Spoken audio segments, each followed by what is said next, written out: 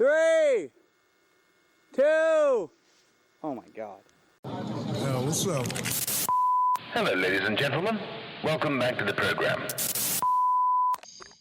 Shout out to Airtime, y'all podcast. Yes, sir. For Jeff, a poem from the trail. Out on a run, just me and my mind, thinking about all us in the backcountry, chasing good times. Laughter echoes in memories that stay, but something heavy is with me today. A strike in reverse, too sudden, too rough. The mountains took someone solid, someone tough. A man who moved with the rhythm of snow. Man, this shit's rough. Jeff Keenan, father, filmmaker, friend, husband, rider, stoked to the end. A spirit woven into backcountry lines, a quiet strength where sunlight shines. It was my first year solo, feeling bold and free. Just me, my sled, and a load of rookie energy. Rolled up to the truck, feeling pro as hell, then drove straight into the ramp and rang my bell. The thing folded back like a steel mouse trap, clapped me in the dome, man, full on slap. Laid there dazed, looking up at the sky, thinking, fuck man, this is how I die? People stared, some snickered, some froze, but one guy moved while I held my dome. Didn't know his name, just his wife from the gram, but he ran right over like, you good, man? No jokes, no shame, just calm in his voice, helped me out without making a noise. That was Jeff the first time we met, and I'll never forget that quiet respect. Not for the slam or the rookie mistake, but for the kind of dude who knew what was at stake. In a world full of laughs, he chose to care, and that's rare, man, real rare. It's hard to see through tears that fall, hard to feel when silence calls. But the truth is this, the backcountry's real, and it gives us life, but demands we feel. For what we love, we rise and ride through avalanche paths and mountains wide. And Jeff was there with a lens and board, capturing truth without a word. So here's to you, Jeff, our brother in white. Your light still burns in the edges of night. We carry your stoke in every descent, and we speak your name in the places you went. You are the mountain, the trail, the wind, a story that never truly ends. Rest easy now, the lines you drew live on in all of us who ride for you. It's a reminder for all of us to keep our heads up. Another raven soaring, telling a story to never give up. All right, everybody, welcome back to the show. We got one of the best up-and-comers from Colorado, correct? Mm-hmm. But born in Detroit. Yes, I'm going to own that one for life. I could tell by the Red Wings hat, dog. Yeah. I'll intervene here. Go Jets. Ooh, 12 consecutive wins in a row. Franchise record right there, but back to hyping you up. All right, we got Blake Moller, BMO, on the podcast. One of my favorite up-and-comers. Super underrated. And somebody that if I was to invest in, I would invest in a BMO. I think it's an undervalued stock, and it's a guaranteed win. That's what I'm going to say. I appreciate that. Welcome to the show, man. How you been? Thank you, dude. Yeah, thanks for having me. Been sick. Been up in Whistler for a little bit. Went and checked out Seymour the other day, and that place was really sick. And even the clouds kind of popped, so we got to see the city. And yeah, it was fun. We hit one of those famous little side hits too. And I totally just got super amped up and decided to like roll my ankle, which was pretty cool too. So now we hit the Scandinave spa last night, came back up, and yeah, chilling, recovering. Shout outs to the Scandinave spa. And we'll actually we could just do it now. I'm gonna give you a bath pass. You rolled your ankle, go there. Let's go. How did you enjoy your experience? It was amazing. Yeah, I was. I've never been somewhere like outside that was so social, yet you couldn't like be social. But it was kind of nice. Yeah, it was fun. I was with Miles, Keegan, and our boy Skelly, and when we're all together, we can be pretty chatty, so I think it was a good little, like, breath of fresh air to maybe shut the fuck up a little bit and go in there and just relax and hang. But yeah, it was good. I hate this word. I don't love it, but I'm going to say it. The digital detox is nice. Yeah. You're, like, away from your phone, like, digital homie detox. Like, you're like, you know what, I love you, Miles, but I've heard that story before. I'm going to chill for a bit. Yeah, I'm going to take my own thing now. Seymour, what was your overall impressions? I feel like that hill, for most people who've never been to that hill, if you get it kind of on a slushy day or a pow day or just a day where the hill is kind of fast snow conditions, I feel like most people are like, hot damn, like this place is fucking incredible. What are your thoughts? Yeah, I thought it was really sick. It was a good vibe. We also had Horn up there, so he was like, yeah, that was a nice touch, like ultra local. Dara was with us, and Hup has spent a bunch of time too. And I was with Keegan as well. And it was fun. We kind of were just lapping and slowly gaining speed like every lap until about like 4 o'clock, and then it got really fun. And we were like cruising fast, hitting just all the side hits, and yeah, it was fun. They even hiked up to the peak or whatever, I forget what they call it, but They summited. they summited, yeah. And I was in the lodge chilling at that point because of my foot. But yeah, it was beautiful. We were supposed to go there today. Obviously, I'm not there, but it was. I think they're there shredding right now. Maybe it's sunny and they got a nice little sunset coming. But yeah, no, it was a really cool. I'd give it a solid I'd give it an 7 out of 10. Like as far as like resort, which is like, I think really fire. You know, a 10 is unachievable if that's the rate that we're going at. The scale, you know. Okay. So 8.7. A couple things here. Nick Haringa, did he show you his insane board control within a couple laps? Horn? Yeah. His He edge to edge control is fucked. did not. He kind of didn't. He didn't flex on us like that. But now that I know that, I'm gonna have to. Yeah, I'm gonna have to see that firsthand. All right. So, Nick Haringa, next time show up a little bit more. Yeah, literally. What's your favorite resort that you've ever rode? That's been the closest to a 10. Baker. Mount Baker for sure. Good pick. Yeah. Do you feel like it's Baker because it should be Baker because of the nostalgia and everything like that? Or do you have some runs there where you're flogging through the trees and you're like, it's all connecting and this is fucking epic? I think that we'll want Baker because it's just Baker. And I also have been listening to that Craig Kelly book, so it also just makes it skyrockets the place. But for sure, Baker's my favorite place. Also having PMAX show us around there is kind of insane. I think Baker because the snow that's my favorite snow when it's good. Just that snow. I'm coming from Colorado. It's so different. So it's kind of fun to at least be able to not have cold smoke the entire time. But I'd say Baker. Second, though, would be probably Verbier in Switzerland. That place is insane. Yeah, love this. Switzerland's dope. Yeah, so sick. But I think that Craig Kelly and just the Mount Baker Hardcore had a big part of making Baker just the shit. Yeah, obviously. I mean, that whole crew for sure. Yeah. There's definitely an energy and a vibe I get when I'm on any Baker chair. I'm going up and I'm like, fuck, this is sick. Wes Makepeace has rode this before. Craig Kelly has rode this, Mike Ranquit. And then you're and everybody else ever. Yeah, literally. It's so insane. Yeah, it's definitely. Seymour is kind of like that for Canada. It's the history there with Devin and Dow and Kevin Sansalone and the list kind of goes on. It's pretty epic. If you watch a lot of the older Canadian snowboard videos, which not a lot of people have seen, but they're incredible. And there's been so much shit that's been done over the years there. And it always looks fucking incredible. I mean, that backdrop, it's kind of arguably the best backdrop in snowboarding. For sure, yeah. I think I need to educate myself more on those older videos because Horn was kind of talking about that too. He's like, dude, this hit, we were trying to hit this hit. We were, but just not very successfully. And he's like, dude, you got to go back and watch. I don't even know who he was Dave Cashin. It was the Cashin hit, I think, because it's next to the Kearns one or whatever. Yeah. Mm-hmm. And Geno did the Geno roll on. I don't know. They were just telling me all this stuff. So how sick, old though. Are you? I'm 24. That is very young. When I was 24, going back 20, 30 years, to someone like a Craig Kelly was not something that was in my head. So for you to go back and give the nod and already be digesting something like the Craig Kelly book, you're already ahead. There's not a lot of 24-year-olds that are I'm going to go educate myself on the history of snowboarding. They're all I am the fucking GOAT. Yeah. I am the best snowboarder ever, and everybody thinks I'm dope. And it's most 24-year-olds are just living in a world of themselves. Where then you get older and you're well, there's a lot more to this whole lineage of snowboarding than me. For sure. Yeah, history is huge.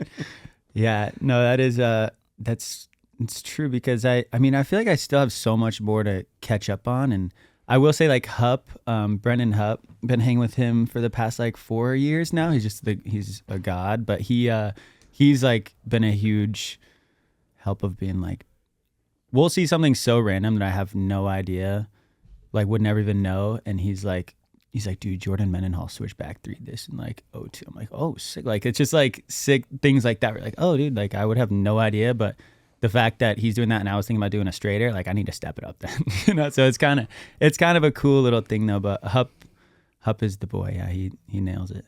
Yeah, the step up in the backcountry is definitely real for a lot of people. I almost feel like the backcountry has been destroyed longer than the rails. Definitely people look better on rails now, and maybe people look slightly better. They look better jumping, but riding down the mountain, I don't know if that's like people look better than what like Noah Slasnik looked like or Victoria. Like people have been flowing down big ass mountains in AK for a long time and doing it very well. But then you kind of like transition into like more recent years and you look at like some of the jump stuff and you're like, okay, we're better at it, but is it a better shot? Right. You know, like people have been coming out of the backcountry with A+ banging shots for a long time. And you watch those old videos and you're like, yeah, that back 3 off that huge cliff by Dave Hatchett was amazing. Yeah, dude, literally. It's actually so insane. I know, I do feel like that the level of backcountry has been, I mean, I don't know enough street stuff, you know, but it does seem like that the backcountry's been going hard for decades now, which is cool, really cool because it's just insane, but it's really tries to motivate you to be like, damn, how can I step it up even more, you know? But it's like, I mean, there's this photographer, Brad Andrew from Baker, and he's like, you know him, yeah, and he's the man, but any video that comes out, still not as good as TB6. And it's like, it's true. Like, you know, it's like, damn, dude, no one's really riding that hard. But yeah, it's kind of funny. Brad Wood said it. He's like, dude, Todd Slosher had way better shifties than y'all. And it's like, it's kind of true. For sure, yeah. No, it's so funny. Yeah, he's the man. But here, let me ask you this. If you were paid more, like a lot of these pros from like 97, let's say, to 2010, were getting paid like just after the financial crisis of 2008, like that kind of world, like that 10-year window, people were really getting paid. And if you were getting paid, let's say you got like a $200,000 contract under your feet, do you think you'd be like, I'm gonna go pretty big today? Like that's the reason why you had people like, you know, even Trevor Andrew, who wasn't like, let's say notable for just being like a Roman DeMarchi or like a Travis Rice figure. He was like a style guy. But for a style guy, he's going massive. And if you square up like some of his tricks, like his cab sevens and hitting the Hurley road gap, which is still a staple today, you're like, we haven't gotten like that much better than those clips. I know. That was like 20 years ago. For sure. I know. That's what's kind of like a little bit of a mind fuck. Like, God, I want to be, I mean, I guess to answer your question, like if I got paid more, like, no, I guess every time I go out there, I still want to launch. But I think that the thing is that if, say you did have a $200,000 contract like that, like I would be way more down to put away $50K of that to spend the spring in AK or something, to like have more budget on a personal level, to like ride the things that would inspire me, you know, which like, and I mean, I'm still so thankful for anything that I get. And like, we still get hooked up, like to be able to ride the terrain that I want to be riding. But I think that maybe that was a little bit more accessible back in the day. Maybe, I don't know. That's just, I didn't live it. So I just watched the videos and I'm like, damn, they were really just in AK for like months on end. And just, when you hear the stories of the pros who like made it back then and they're like sitting in a hangar burning through budget, like just like not even thinking about anything other than like, do we want to use this toy, this helicopter to go do a couple runs? Like we won't even film today. We'll just go shred. Like, and as soon as they got their collection of footage with like a standard, they're like, we hit our quota. We have enough footage for the movie.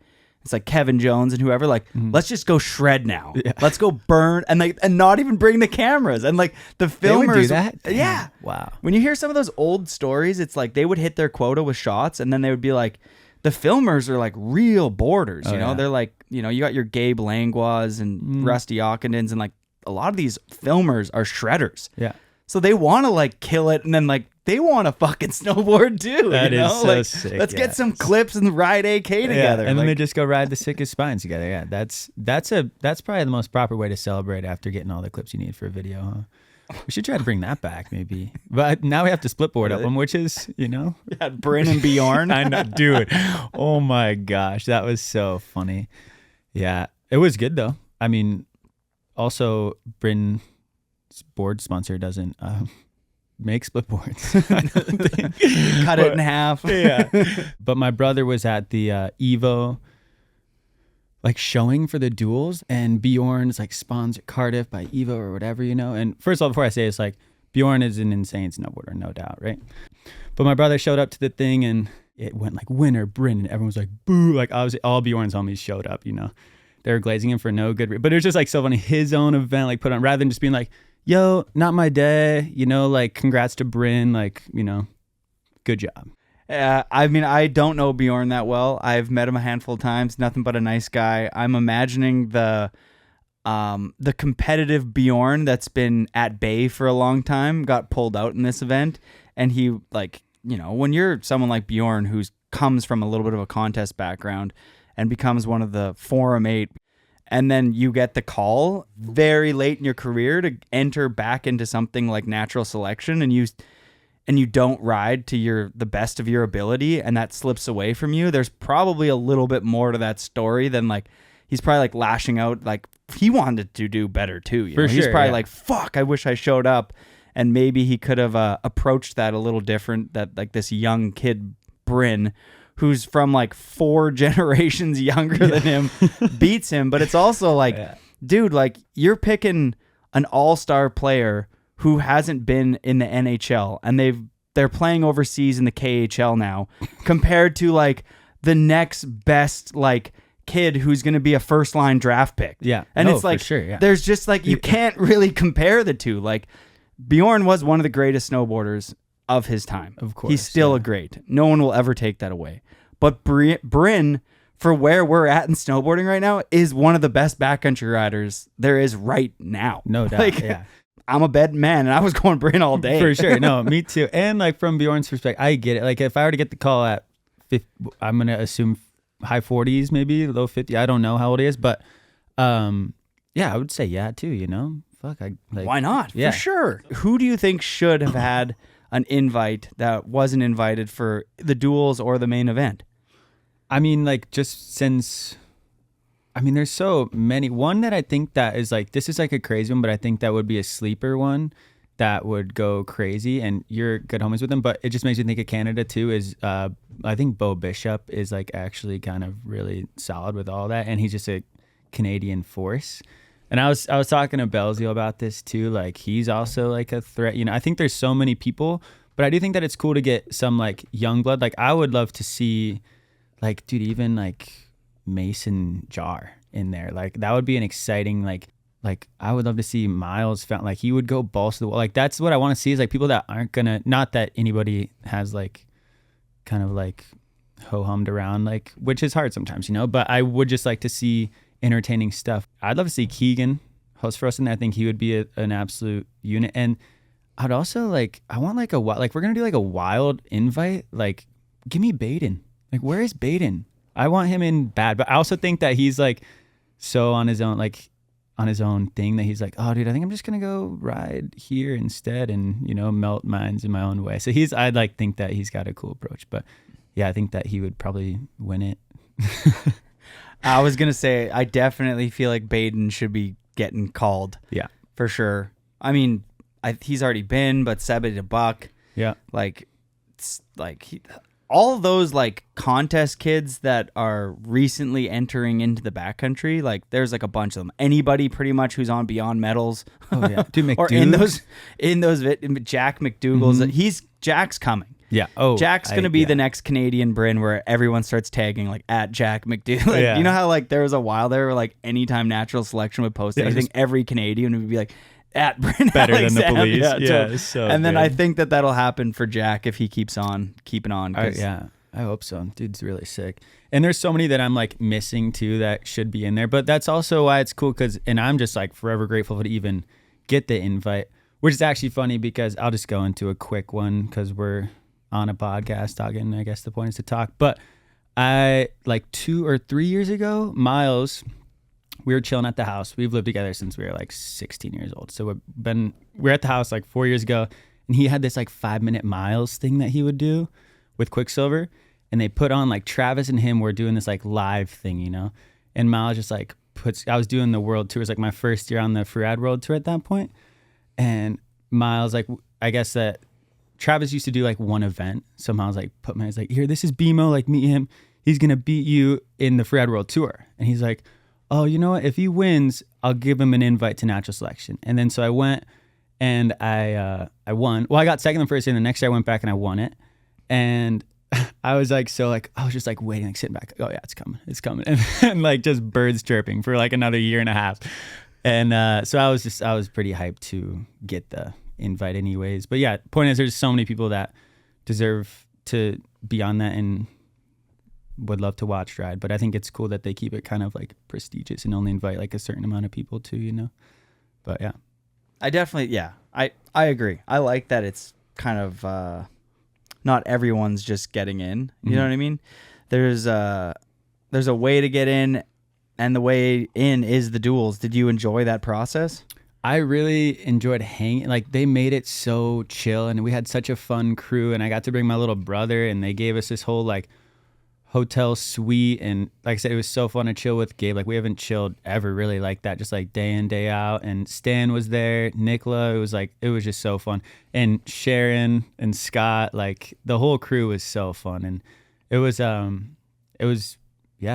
honestly like the most fun contest I've ever done yet. And now it didn't even, because it just felt like so mellow, you know, because literally we did that duel.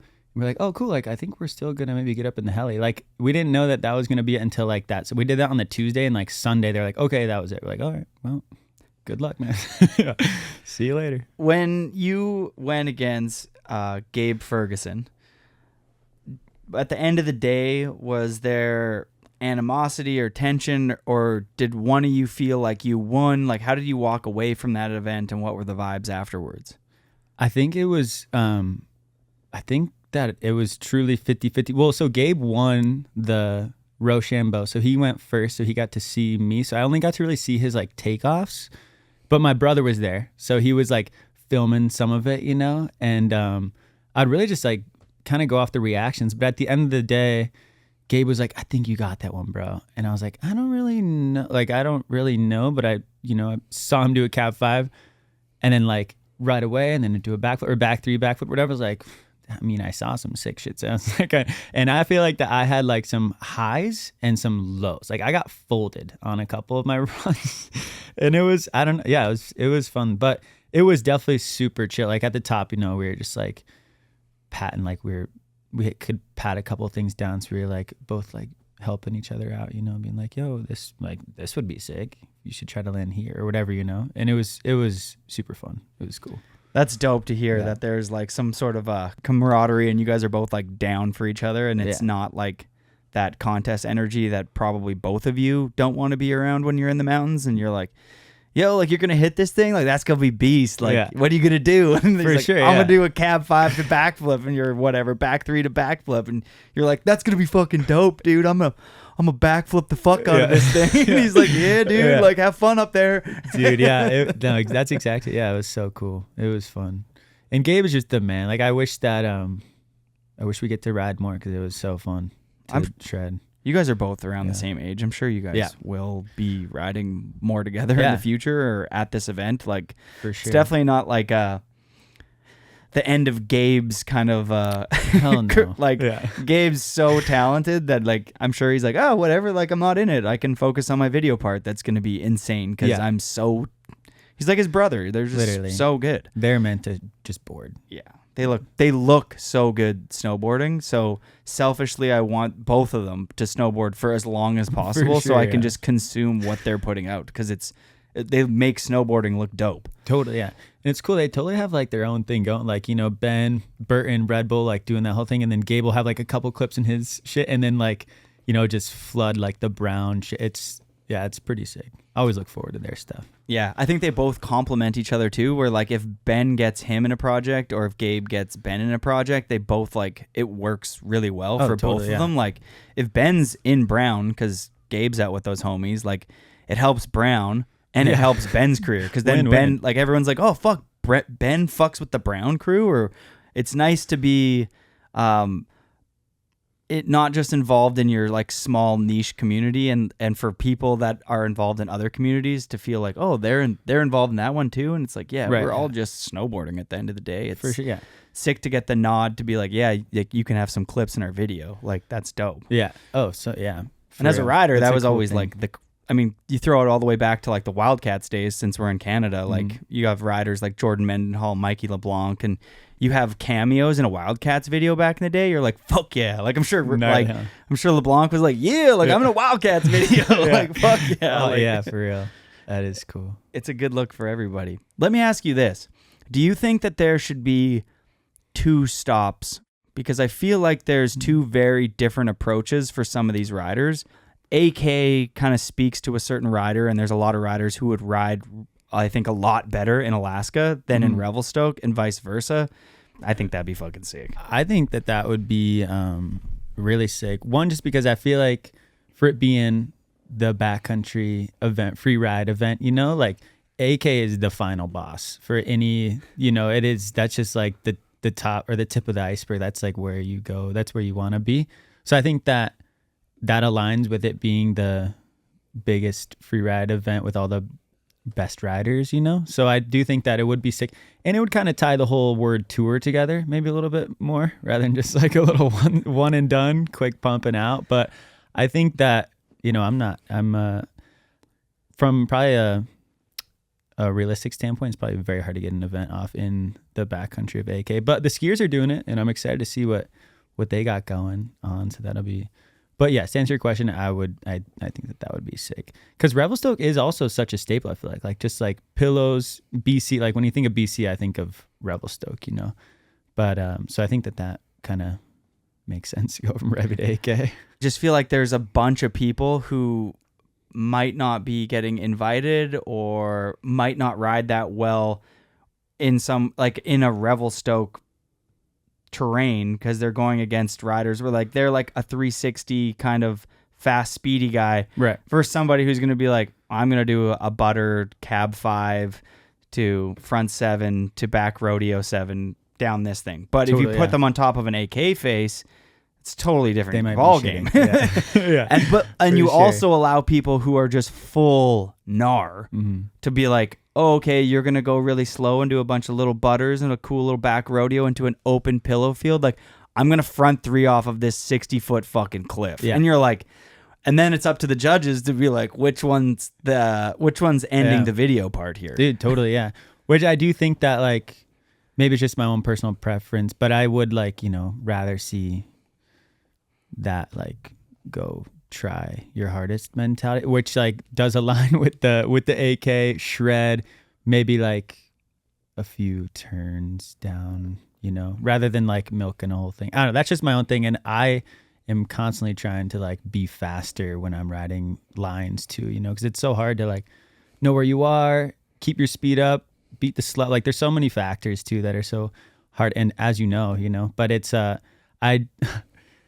I think riding fast and gnarly in AK is like the shit. I think that is what I guess I'll speak for myself, what I would be like the top of it. Like that's where I would like to be, you know, and like to highlight myself, maybe not highlight myself, but like that's where I'd want to give it my all, give it a good crack in AK on those kind of lines, you know?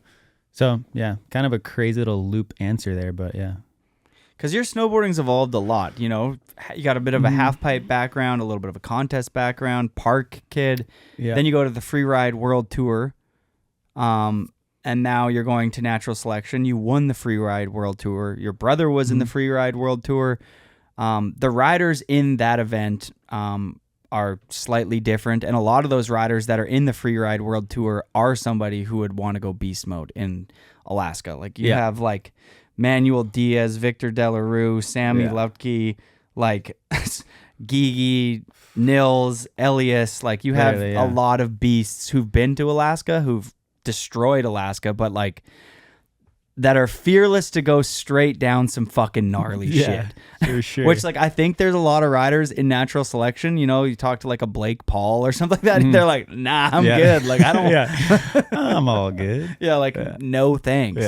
But there is like a mentality that a lot of the Freeride World Tour guys, and girls share, which is like they seem to be not that scared. And we'll segue here to I actually have a Patreon question from a geezer who's a good friend of mine who lives north of here. Thank you for supporting the podcast. He says, what does it take mentally to go to the Freeride World Tour and ride in dog shit conditions? Because you got like natural selection's not like that. Like you're waiting around, you have a 9-day weather window and you're waiting for like good snow, best lights, stability, and go. Freeride World Tour is like you're going, and you're like, dude, but it's kind of flat light. I can't see shit. I can't see anything. Dude, that is funny. I know I was I think I pretty much like I think I'm gonna just put that one on my family. I grew up with all skiers, and like, you know, they'd be like, yo, come follow me down this super sick run, Blake. And it's like the shittiest mogul run that they're like, mashed potatoes are so good, aren't they, bro? I'm like, dude, this sucks. What do you mean? Like, this is not good snow. So I think that was a huge factor of like me looking at that and be like, oh, the landing's not that bad. Like, you know, if you were like, you know, I guess the one positive way to look at it is like when it's hard pack like that, it's way harder to ragdoll and like go over the bars kind of to like catch the front end. So I guess we call that stompy snow. I've been learning to try to just like adapt the word from shitty snow to stompy snow, so you can kind of have a different mindset on it. But yeah, what was his question again? What's like where like here, one sec. What does it take mentally to like clock into that? Oh, yeah, I'd say just fully confident in keeping it. I think fall line for the most part, really, because you kind of everything's easier with speed. And I think you just have to embrace the hell ride when you're kind of on some venue like that. And yeah, basically just keep it pointing downhill. Because as soon as you try to just fight the mountain and like pretend you're in good snow, you know, you're just going to screw yourself over. So if that means hitting one less hit and just like bombing to the finish, then that's what you need to do. But yeah, it's interesting because every one of those riders on that is like so insane and like, you know, probably slightly like underappreciated, and maybe that's just part of it's quite like maybe bigger in Europe, but also like, you know, maybe style is a factor of it all and like the conditions, you know, but I think that every one of those riders is insane and that they could probably be faster than a lot of us down anything in any condition. So pretty cool.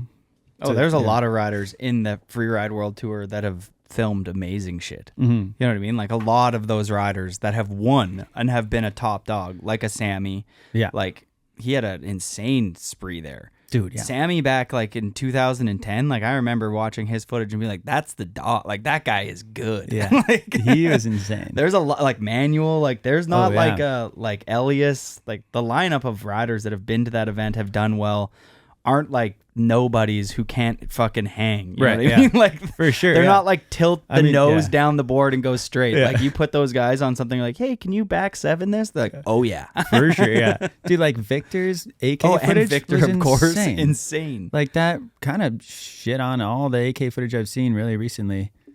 But I mean, Jared's AK footage was really, really sick. I really did like that. But yeah, Victor, that's like your classic world tour. I think it's in the blood though. Like Xavier or his older brother, you know. I mean, you go to the final face in Switzerland and it's called the Bec des Ras, and he has this cliff named after him.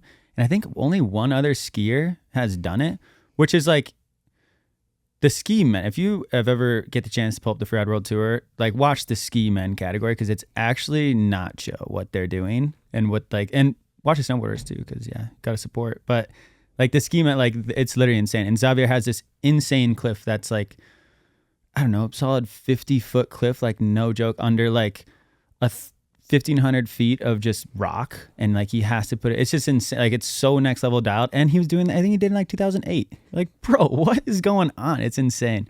So yeah, the De La Rues they hold it down for the World Tour, which thank God. I actually used to live with Sean Pettit for a long time, one of my best friends, and him and his brother, Callum Pettit, Kai Peterson, all people that I kind of grew up with in Whistler.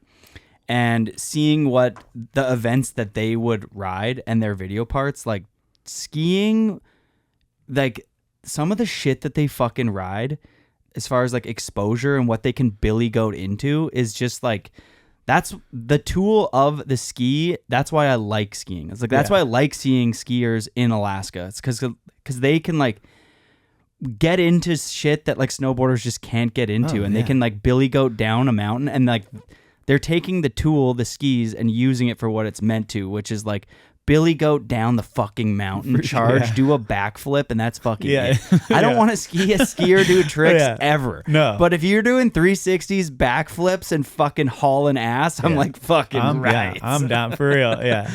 Keep the tips pointed down. Yeah, it's pretty insane. The skier, like I've been hanging with Parker White a lot recently, just through 686. Oh, he's good. That guy is messed up. There's also this, Craig Murray. He's like a local dude, or he is. He's from New Zealand, but he's insane. He like just got on Arc'teryx. But he's one of the sickest people. You should, if you run into him, gotta say what up.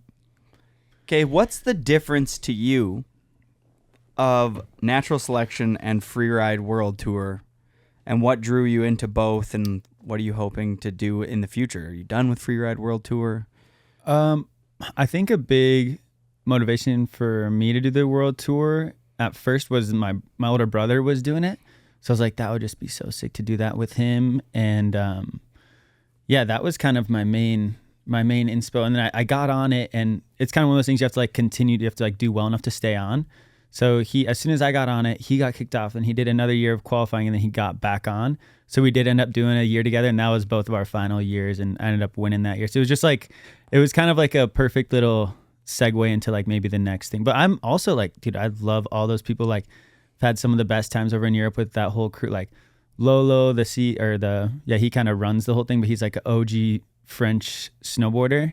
And he strictly doesn't wear, he's like old Kazu foot. Like he strictly has dreads and never wears a hat or anything, no matter what the temps are. And he's up there on top of the mountain. Like he's like also like kind of like a guy like does a bunch of the avalanche shit. But he's the man. Like everyone is so sick over there. And I do have a lot of love for that whole crew inside of it. But I think maybe if I were to ever do it again, it'd be like, I've hit them up like, cause they come to Kicking Horse, like, dude, like, let me, like, I'm around, like, can I drop in for one? Like, I'd kind of like to do it like that way rather than like, I don't know. I think I got the taste of following storms rather than the schedule, and it's just too good. When you're following the World Tour schedule and you're just going around, it's like, oh, it just snowed, but we're leaving because we got to go to Austria now. So it's like, fuck, that's why it's a little difficult. But I had the best times, and it was so fun doing it with my brother, and got the fam out there to watch us, and it was so cool. But yeah, and then what was you're saying what's the difference between that and natural selection? Like what's the main difference between those two events? I think natural selection really focuses on making snowboarding look the absolute best that it possibly could for viewers, which from the tour standpoint is hard because they have 5 events they need to get off in 2.5 months, and they don't really have time to wait as long as maybe natural selection does, or even like have the ability to like build these super sick features. I think that natural selection is just like the where any person who does backcountry or freeride like and maybe wants to compete with the best, I think that's where you're trying to be. So that's why basically the caliber, just like who you get to go, like who gets the opportunity to like compete against Travis Rice. Like you kind of have to just take that if it comes and try to just give it hell. So yeah, that's definitely something that you might want to add on your bucket list. Beat Travis Rice. Dude, yeah, it was fun. He was in the Jackson's duel, and it was funny chilling with him. Not funny, it was really cool, but yeah, it was sick. Well, let me ask you this. Who do you have picked out in your mind, other than yourself, as the winners for this year's natural selection? As the winners? Who do you think is going to win NST, men and women's? I think so. I mean, you got to believe in yourself, of course. And Mikkel's one of my favorites too, so I would really like to see him go off. And then women's, I kind of got to meet Spencer O'Brien the other day, and she was roasting me a little bit for my like sled color in my bag, thinking I was coming from America, whatever, all good. And then the next day she was super dope. I hope she because she kind of got a little bit like her last duel. I think she wants revenge, so I'm kind of going Spencer O'Brien for that one for the girls. That'd be cool. Or also Marion Hardy, little world tour like love as well. So yeah, she's sick. Yeah, that was a special win for her last year, for sure. Like when she won, we had a nice little moment, and I don't want to share too much, but she said that her like mom and her family is going to be so proud, and like this means like more than she couldn't really put it into words, and it seemed like a big win for her. Like that's cool, yeah. Yeah, and her family and stuff, which I think have maybe like invested a lot of time and energy, and the hurdles you have to face as a family when your child is now in an event like the World Tour or whatever. They come home with a broken back or whatever, concussion, broken ankle, blown knee, and you just the next year you're like, I'm good to go, Mom. Back to the mountains. You're like, thank you. Yeah, you're like, why are you gonna like slow down and like maybe get a different career? And you're like, nah. Did she get banged up? No, she killed it. I just throughout all of those individuals' careers, I'm kind of summarizing like snowboarding as a whole. Oh yeah. And I think that her and her family had just been through a lot together on the journey of her getting to that moment. Yeah. And she said something along the lines of, this is going to mean a lot to like her family and everything like that. And did a little cry, and it was like so adorable. And I was like, that like her being vulnerable to express how big that win is, instead of just like, I won the natural selection. What's next? What up? Yeah. It was like, no, like I so did it. Like hyped, I'm at the world's biggest snowboard event with the biggest. You got Elena there, etc. The dogs, Zoe, Haley, and like you walk home with the win. Like I'm glad that was your emotion when you just won the biggest event in snowboarding. That is really cool. Yeah, especially like I kind of forgot. Like it's hard to think about all of them sometimes. But like Zoe and Haley. Like I forgot that. Like it's impossible how I forgot. But they're unreal. Like that's a win for anyone to take down in that field. And she went against Jamie. Like the crowd is like top. No, that's cool.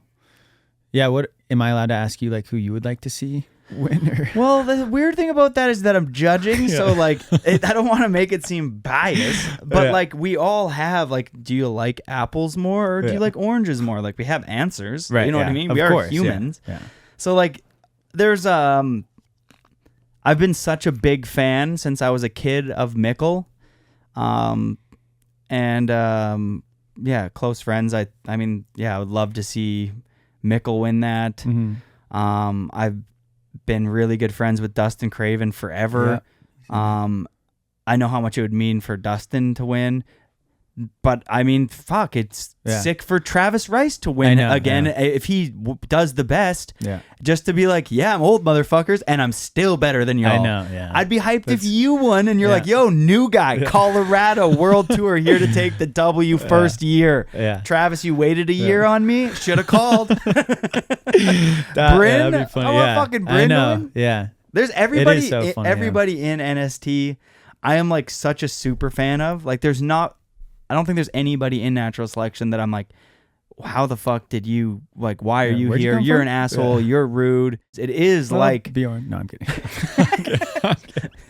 That's a you and Bjorn. No, I'm kidding. I'm totally. Not everybody in the fucking world's going to like you. You know what I mean? And if you have a little bit of a rivalry, and you're both extracting some healthy energy from that to like go out and fuel you into the mountains, as gentlemen. You know what I mean? You don't see each other in the streets and punch each other. Like that's not going to fucking help anything. Sure. But a friendly rivalry to be like, nah, I'm better than you or whatever. Get some motivation when you're scared to hit the jump again because you're like, maybe he's going to listen to this. Yeah. And then he's going to be like, oh yeah, BMO? And he's going to like front 10 double this big jump tomorrow because he's like, fuck you. Yeah. Then he'll fucking resurface and be the best again. Where this even originated from, I was in Cole Taylor. Shout outs. Yeah. It was like 2 years ago. I was filming with Keegan and Hupp, and we went to this zone called Blood Lakes, like super popular area. Like MFM like ran it up in the early 2000s. And we get there, I did some shit, and we get down to the bottom, and like I've never met Bjorn. Like I was like 2 years into living in Salt Lake. Like I would just like was kind of like meeting everybody at the time. Still don't know half of them, but like I was like, dude, Bjorn. I get down the bottom. I just did like something that I did like a front seven. I was kind of hyped on. I was like, oh, sick. Get down. I thought maybe like he maybe even saw it. I was like, oh, sick. You know, like that'd be dope. Pull up. Someone's like, yo, what up, Bjorn? I'm Blake. He's like, cool. I was like, oh, like what are you doing? He's like, we're gonna come right here. I was like, oh, well, what were you doing? He's like, we were riding Brighton, and we thought we were just gonna come hit the local like we normally do.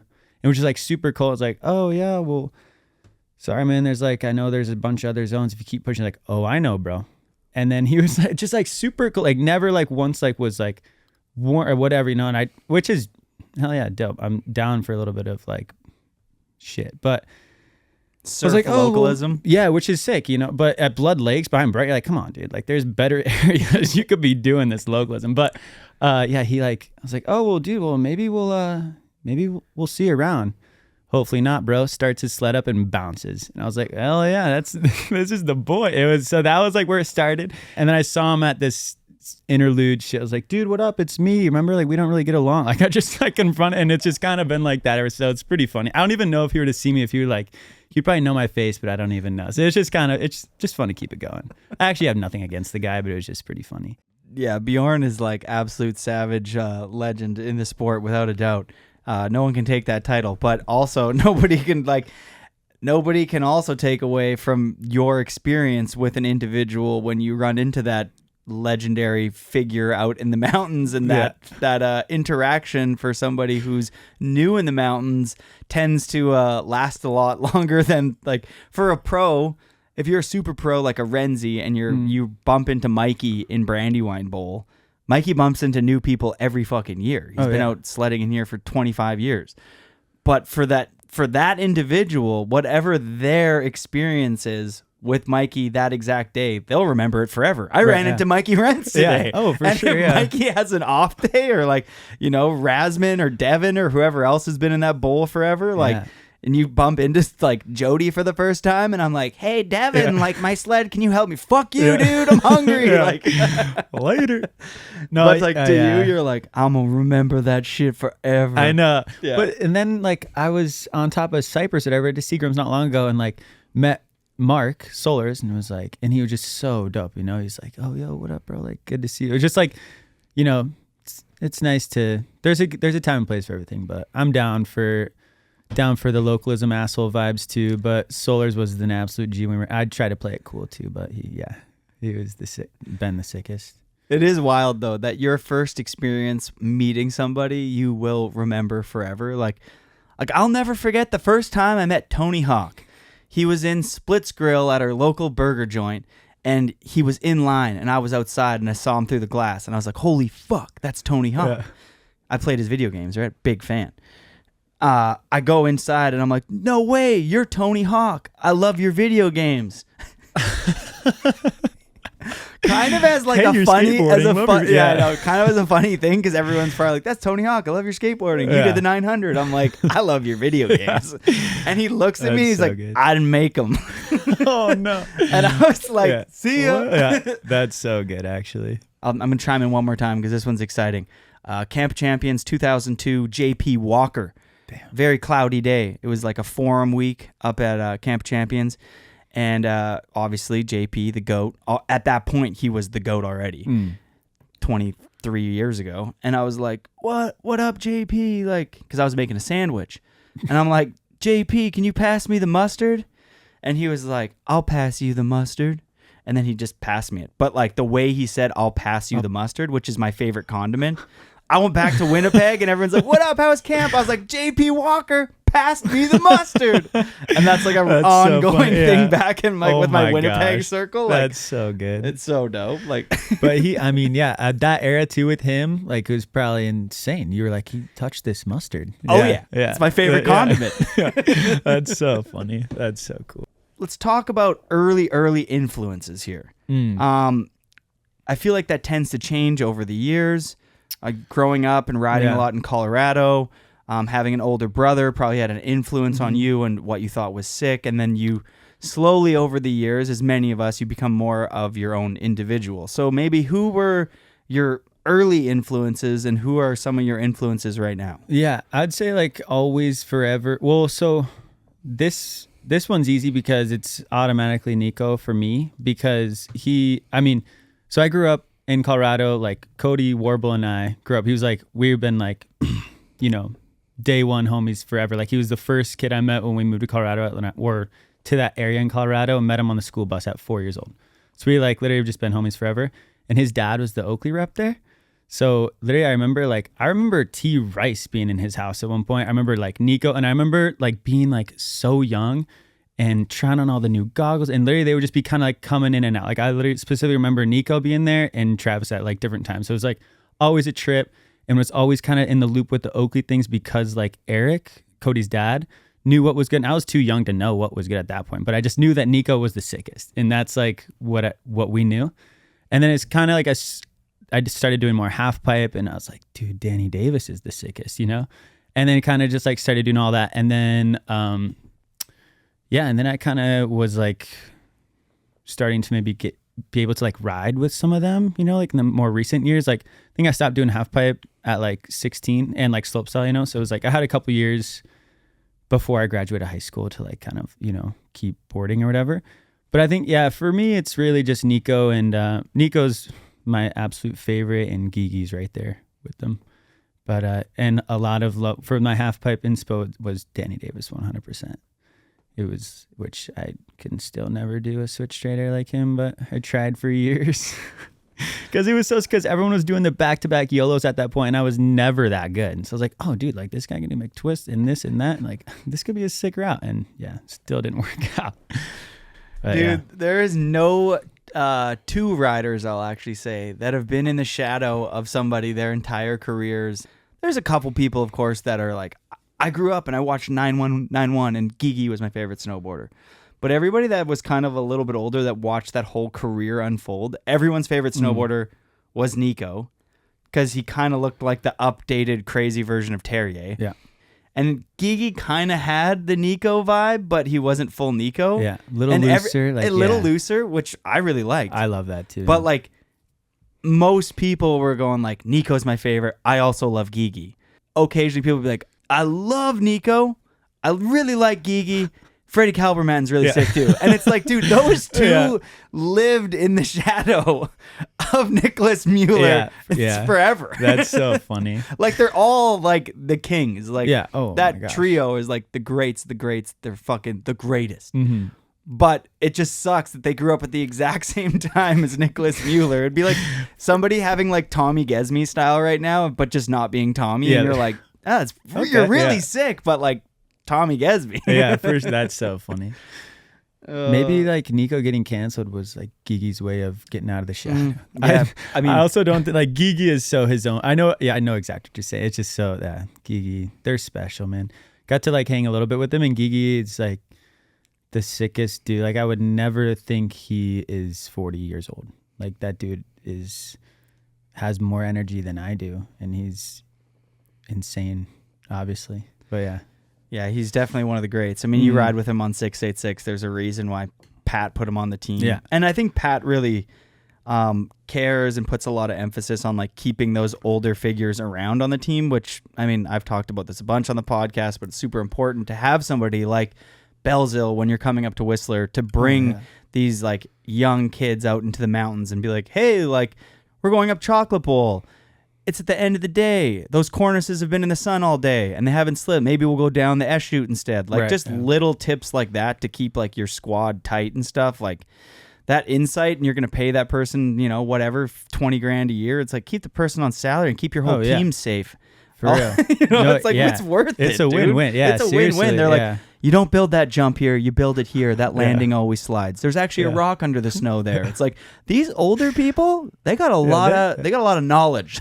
First, dude, I know. It's so funny because like the first little bit that I started filming was like, you know, we're kind of more like Utah, McCall, which is just so different than here, you know, like even just traveling on the glacier, like there's so much like having Matt around showing us some little zones, or even like I was with Tyler Ravel and he was showing us around, like, you know, obviously pretty massive terrain, and it's just so different from what we were sledding on. So it was really cool. Yeah, like you said, like, you know, had no idea that, heard about the gauntlet and S-chute and all this and that, but now they groom it up to the freaking Alpine. But then that big slope that slides all the time, we kind of like pulled up there the other day, like, oh yeah, looks like I know my way up Chocolate Bowl now.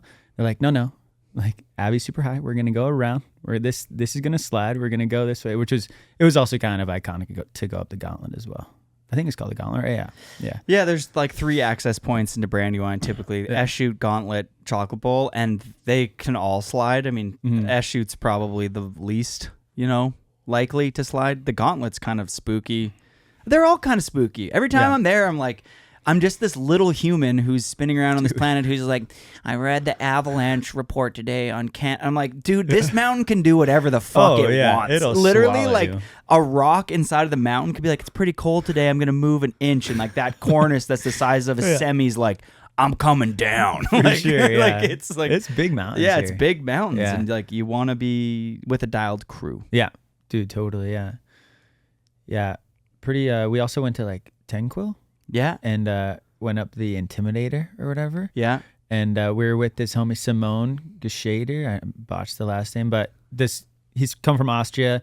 We were doing some salmon stuff, and he literally just sledded for the first time this week. But he's a moto head, and I've never seen somebody like crush snowmobiling. Like, ask anyone that went out. It's insane. Like he is a god. I've realized this last week. He's truly godly with it. It's pretty cool. But yeah, point is, we went up the Intimidator on like maybe like a foot of like fresh, and you know, we kind of like, we were with maybe 7 people, so like by the time he got to go up it, it was pretty mellow, but still it was like a good push, dude. And then you're kind of like little things, you know, riding around, you're like, oh, like little 10-foot like side hill over some maybe a little bit of rock splows or whatever, you don't even think about when you're just like cruising with your crew. And then him like, oh shit, we're at the top, like, Simone, like, you know, get on the left side, like, you know, do it. And he's just like not even listening, just like ripping past you, like, this is, yeah, he was truly nailed it. Big shout out to Simone. So you do a lot of other things than just snowboarding. Like you snowboard, you skateboard, you surf, you climb, you fucking paraglide, you fucking skydive. You kind of do everything. Is there like this burning feeling inside of you that you do that to like escape anything, or do you just really get off on like your heart beating fast? Would you consider yourself being the forbidden word that everybody who loves adrenaline, adrenaline junkie, and anybody who's an adrenaline junkie is like, I fucking hate that word. It's like, well, you constantly search out getting your heart fucking moving. Yeah. No, dude, I think it's just like, for me, it's important to switch it up, because I just like, the last thing I really want to do is, which I don't think that I'm like this, but the last thing I want to do is get burnt out on snowboarding, which like for that matter, like anything really, like I just kind of want to keep doing things as long as my body will let me. But I think that it is important. I actually heard this from Nils, because Nils is a big climber too. He's like actually strong. I'm like very, very average.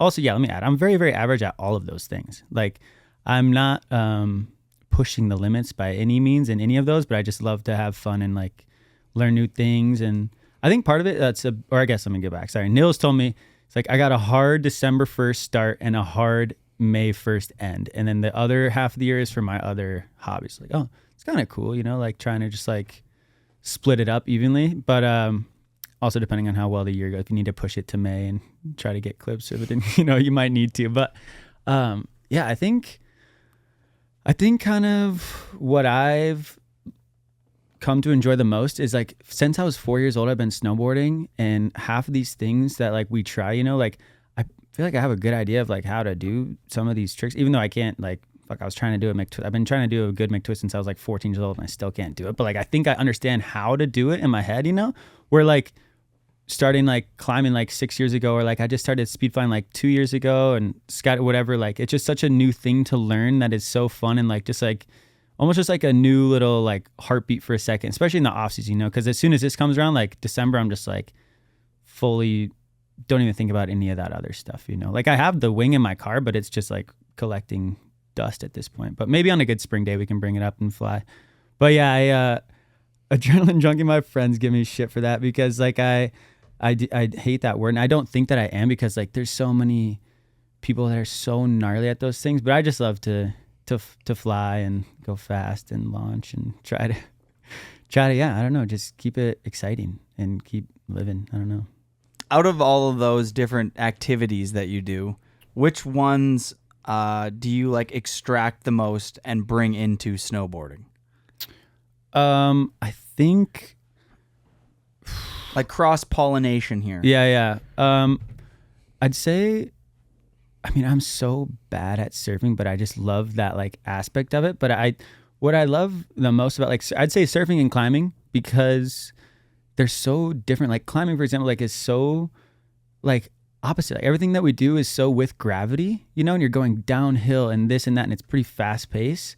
Where climbing is like the complete opposite. You're trying to like go slow, save your strength, and like solve something while going up at the same time, you know? So it's just like such a different thing that's so fun, and kind of gives you different like appreciation of like headspace too, you know, like trying to like, oh dude, like I'm not that scared. Like I've been way more scared before. If you're like, like climbing, I think climbing I've been the most scared, like climbing, honestly, out of anything, because it's just like, yeah, I don't know, before, like, yeah, there's some pretty fun times, but yeah, like, I don't know, if you're on the middle of like a desert tower tripping mushrooms with your brother and your good friend, and you hear the whole tower shake and rock fall, or like there's just crazy moments that happened. That happened to us, and it was so like fun. But was like, it the mushrooms, or did that happen? No, it happened, dude. It was crazy. We were like, when you eat the mushrooms and you're yawning. So that's like the first phase. So it was 5 a.m. and we started, and we were already yawning. So we ate these mushrooms at like 4 a.m. and we're cruising up this like, I can't even think of what the tower is called, but honeymoon chimney is what it's called. But it's just like the super airy tower, and it's one of those that like sways. Like when it gets windy enough, it sways. And we're inside, like in the second picture, like in this, we call it from Zoolander, like you're in the computer, but you're like in between the rocks, and we're all just like kind of like taking our time, chilling, and just hear like the whole thing. We're just all like chilled and stood still for like a minute, and then we got it together and pushed up. But yeah, then we met these other people, and we're like, dude, did you like hear that? Like, yeah, that was fucking crazy. So it wasn't us on mushrooms. It actually did happen, but it's just like stuff like that just kind of like puts other things into perspective that, I think gives me motivation to continue to snowboard and do the things that I want to do, because I don't know, because it's just the shit and it's so fun. Have you ever had like an accident with any of those? Like climbing, has there ever been like a really scary accident, or fucking skydiving, or has there ever been any close calls? There's been a couple close calls, but yeah, knock on wood, no accidents. But I think that I definitely had a scary. Me and my brother had a scary one. Me and my brother, we were just kind of got into climbing and working with ropes or whatever, and I'm still not that good at it, but try. And my family went to Moab, beautiful place. I just took my first woofer. I was like 18 years old and got shown this canyoneering route. And I was like, dude, sick. Like, it'd be so cool to show my family this. And at the end of it, there's like this bridge, and you can rappel you can rappel off each other. So you're just like on each other's weight. And I saved my older brother for last, so then we could do that, but without telling my family, because I didn't want, like, it was just kind of a sketchy thing. So I sent my mom, dad, and my little brother down there, and I was like, Griff, like, let's go over to the bridge. Like, I heard this is what you got to do on this. And we did it, and thank God he's just like an absolute god. But to explain, like, so you're just like a little natural bridge, and one side is sharp, and one side is like kind of like long and drawn out. And we start in the middle, and you have your little ATC device, like your rappelling device, and you kind of slowly split. And I'm on the steep side, so my heels are like over the corner. I'm like kind of like just getting out of view. I'm like, Griff, like, you ready? And he's like, yep. So I like lean back, and it's kind of supposed to be like a slow lean back, like off each other's weight. And I lean back and I just fall like 5 feet, just like looking up, expecting to see Griffin just like kind of fly over me, and got mom and dad down. It was not a good look, it was pretty sketchy. And my dad actually told us that he like wakes up sometimes like thinking about this moment, because it was just like so terrifying. Obviously, watching. So you your were sons weightless for a minute, and my brother like absolutely saved the day. But he saved both of our lives, really. But he literally, like, as soon as he felt getting pulled, so like I dropped, and he just started getting pulled my way, and he's like holding the rope because he's expecting to like drop, and he like lets go of the rope and just like starts running backwards. And like, it felt like so long, but I fell like whatever, 5-10 feet. And then he like starts running backwards to catch it and then like grabs the rope and we come swinging into each other underneath. And we like nail, like he literally saved like my ass so hard and his, but it was insane. It was a exciting What was moment. the big mistake there then? The big mistake was the communication. Like I was already on the edge and he was like getting there, but I couldn't see him. So I was like, you ready? He's like, yep. And I was like, cool. And like, just kind of like went backward, like more, he was supposed to like kind of be like, next time if we were to do it again, maybe when we do it again, it's a heavy claim, Griff, but we might have to. But to like kind of like maybe not even be holding the rope, to like be guiding it, but not like trying to pull your partner around. So then you're safe once you get on the other side of it. So I think just kind of better communication. But that was just honestly, that one just kind of sucked because my mom and dad were there. That was the worst part. But yeah, the point is there's been a couple like close calls. But yeah, nothing worse than almost dying in front of your parents with your brother.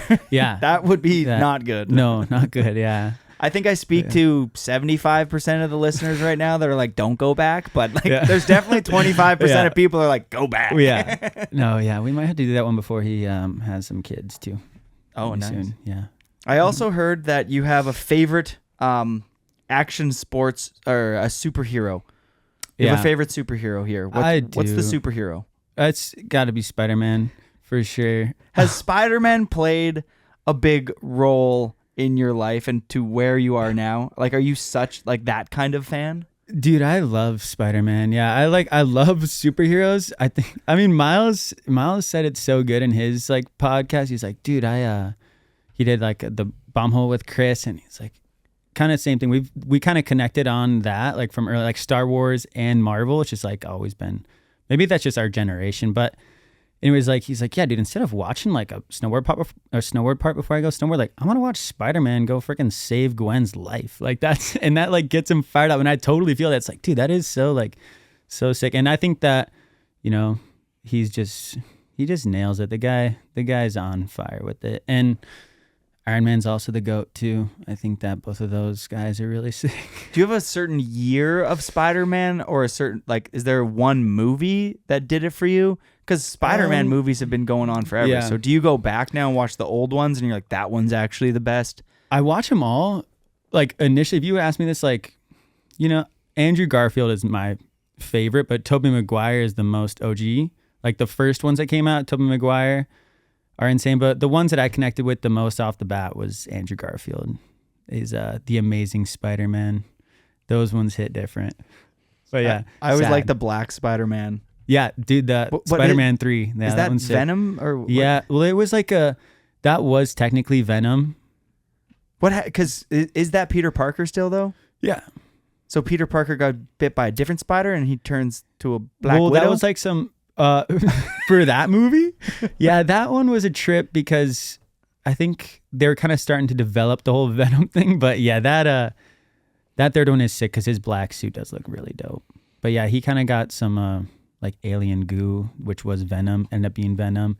Then he had to save Mary Jane's life, and then he had to save his own life from Venom. So that was a whirlwind, but that one is really good too. What about Harry Potter? Love Harry Potter, but my girlfriend just got me into Harry Potter like 3 years ago. And that is some insane cinema.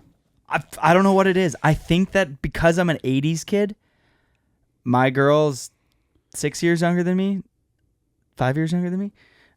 She's big. She's like she's from 93, 94. Okay. She's like Harry Potter. Yeah. Best thing in the fucking world. Read the books, watched all the movies, and has been begging me, and we've been together for 10 years, to watch Harry Potter. I'm like, I'm not watching Harry Potter. I am an adult. Yeah. And I watch things like Star Wars and Lord of the Rings. Yeah. With real actors and badass shit going on. Harry Potter's too soft for me. So I just started the Harry Potter series. I'm on the 4th one now. Just the Azkaban one just passed. Yeah. Oh, nice. Just like literally in the last couple months. I still can't fucking get into it. You don't like it? Okay. I don't know what it is. It just reminds me it's too soft or something. But she's convinced that the next movie is when they all get a bit older and she's like, it gets dark and it's a bit more badass. She's trying to sell me on that. The other night we're at a fucking house party and everybody's like, dude, the fifth one is insane. don't like Harry Potter? It's badass. Like, and everyone's mad at me that I don't like Harry Potter. No doubt. Everybody's pissed. There's two things that people are pissed at me for: not liking Harry Potter and never having seen, what's the Avatar. Oh, like yeah. I'd never watched Avatar. The blue people Avatar? The blue people one. Yeah, that one's insane. Surprise for the haters, though. I just watched Avatar. It's incredible. I cried. Did you watch 'cause I was both on of a them? plane. Both of them or just the first one? Just the first one. Nice. Yeah, that one's And really I good. landed the plane, and Joe Sexton had just posted some sort of like study on like why people are more susceptible to crying on I saw planes. that, Did yeah. you see that? Yeah. And you cried? it was right when I had watched Avatar, and I texted him. I was like, dude, I just watched Avatar and cried on the plane. But like, it makes sense if it's science, people. That's You're funny, more yeah. emotional on planes. I agree because I don't know what it is, but that is true. That's funny. Avatar got you in your feels like that. Have you ever cried on a plane? For sure. I'm trying to think. Movie of cry when- or just like my video part's not coming together? No, Start crying. I think movie cry, but I don't even know what movie would have done it. But I'm kind of a crier though too. So Oh, I can you're get it. open. Yeah, I'm an open crier. That's for nice. sure. Or at least like a tear, maybe like a tear jerker. Maybe not like not like a sobbing, but I can get a little bit emotional watching some like La La Land. You know that movie, like musical. Which is La La Land? It's like Ryan Gosling and Emma Stone, but it's just like a crazy sad like that'll make me tear up every single time. That one's heavy. But yeah, I think that you're gonna come around for Harry Potter because once you finish them all, the third one you just watched, that's my favorite one. And then you're gonna appreciate them more and more. And I think you're gonna like it. But if you don't have to. I'm gonna try and do it. You don't understand like how much she fucking loves. Like it's actually a thing. Like she's like, I don't know if I want to be with you if you ain't gonna fucking love it. Not that bad, but it's close to it. Yeah. Where I'm kind of like, because she did me this solid during COVID. She watched all the fucking Star Wars movies. Started on 4, 5, 6, the first one, Nice, and then yeah. went back to when Jar Jar Binks came out and ruined the series, and then the second one was kind of okay. The third one was pretty dope, and now there's all the new But you shit. don't like the first one with Liam Neeson? Phantom Menace? No, because that for us older Star Wars Okay, yeah, characters, true, that's yeah. when Anakin Skywalker came in and Jar Jar Binks, and everybody was like, Jar Jar Binks is kind of fucking, he's too much. Sith Lord. He's just like a little bit too loud, and there is good stuff. Like if I went back and watched that first one again, it'd still be juiced. Yeah. But it's nothing like, Return of the Jedi.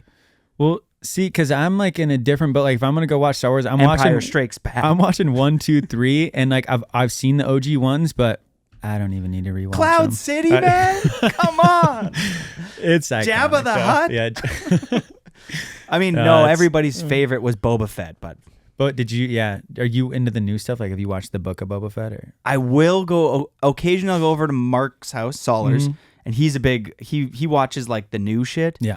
So I'll come over and he'll be like, "Oh, I'm watching some Star Wars shit," and I'll Sick. like get into the middle, and then like, Boba Fett's in the middle, and there's like a clip of like somebody else, and you're like, "Whoa, they still have like," because you Yeah. need to integrate the old with the new, similar to keeping people like Matt Belzil around, Yeah. and on these older Full circle, snowboarders because you yeah. want to go full circle For sure. into the snowboard world. Kind of a rogue, random derail, but I heard that Volcom let go of like Jamie Lynn and Pat Moore and shit, and I was kind of like, dude, like, did you listen to the Billy Anderson podcast from the Bomb Hole? Dude. Seems like Jamie Lynn did a whole lot over there for Volcom. So Like- sad. Yeah. And Seth. I heard they like No, Seth. Yeah. Seth Hewitt. That's what I heard. But then I also maybe heard a rumor that they're trying to find a spot for him. But I saw him in L1 gear, and I saw him.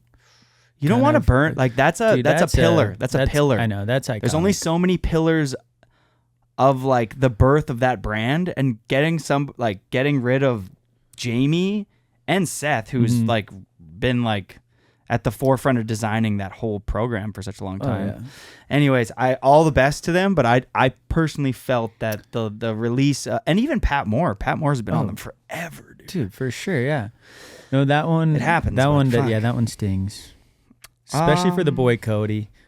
Oh, dear Yeah, dog. I know, and that. Yeah. And he's been loyal to them too. dude. Yeah, he is true to this. He for is sure. I don't know if he's underrated. I feel like a lot of people are really hyped on him. Yeah. But like he deserves to be rated I because think his he's the style is sickest- fucking the sick. Sickest style I've ever seen. Weren't you in some of the dust spot? Were you in the first one? Mm-mm. I saw it. No. like you were rolling with that crew or something. I mean, yeah, we're all friends, but I had I you haven't been in affiliated the- with them early on Really? in my head. we should keep it going. You're like, I'm not Yeah, at all. I'm down. You're Yeah. like, Cooper, you're sick, dude. Let's film. No, I kind of just I did I didn't film anything with them, but just like ride the resort with them or whatever. We went to Woodward in the summer at one point. But That's yeah. all it takes. Yeah. No, it's a good vibe over there. Let me ask you this. There's one thing that's I think is really cool about professional snowboarding or any sort of action sports and individuals like yourself that excel at action sports is that they have a unique tolerance to risk. And has your tolerance to risk changed over the years? And where are you at with where you're willing to push yourself into that world of risk? Like, do you have a cap, or you're like, no, I won't go past this? That you get a feeling, you know? Yeah. I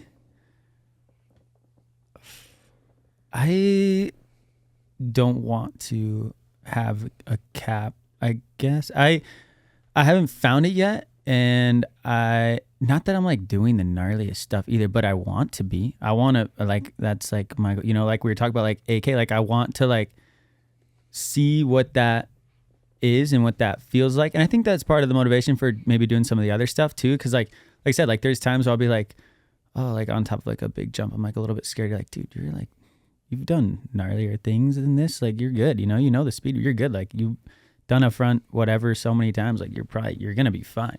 Where it's like little things where you're like trying to maybe like climb this new thing that you have no idea what's above this little like bulge, and you're like, I think it'll be good. Like that's where I was getting at. It's like that can be scarier. So I haven't found that risk tolerance cap yet, and I don't really want to. I kind of want to keep seeing how far and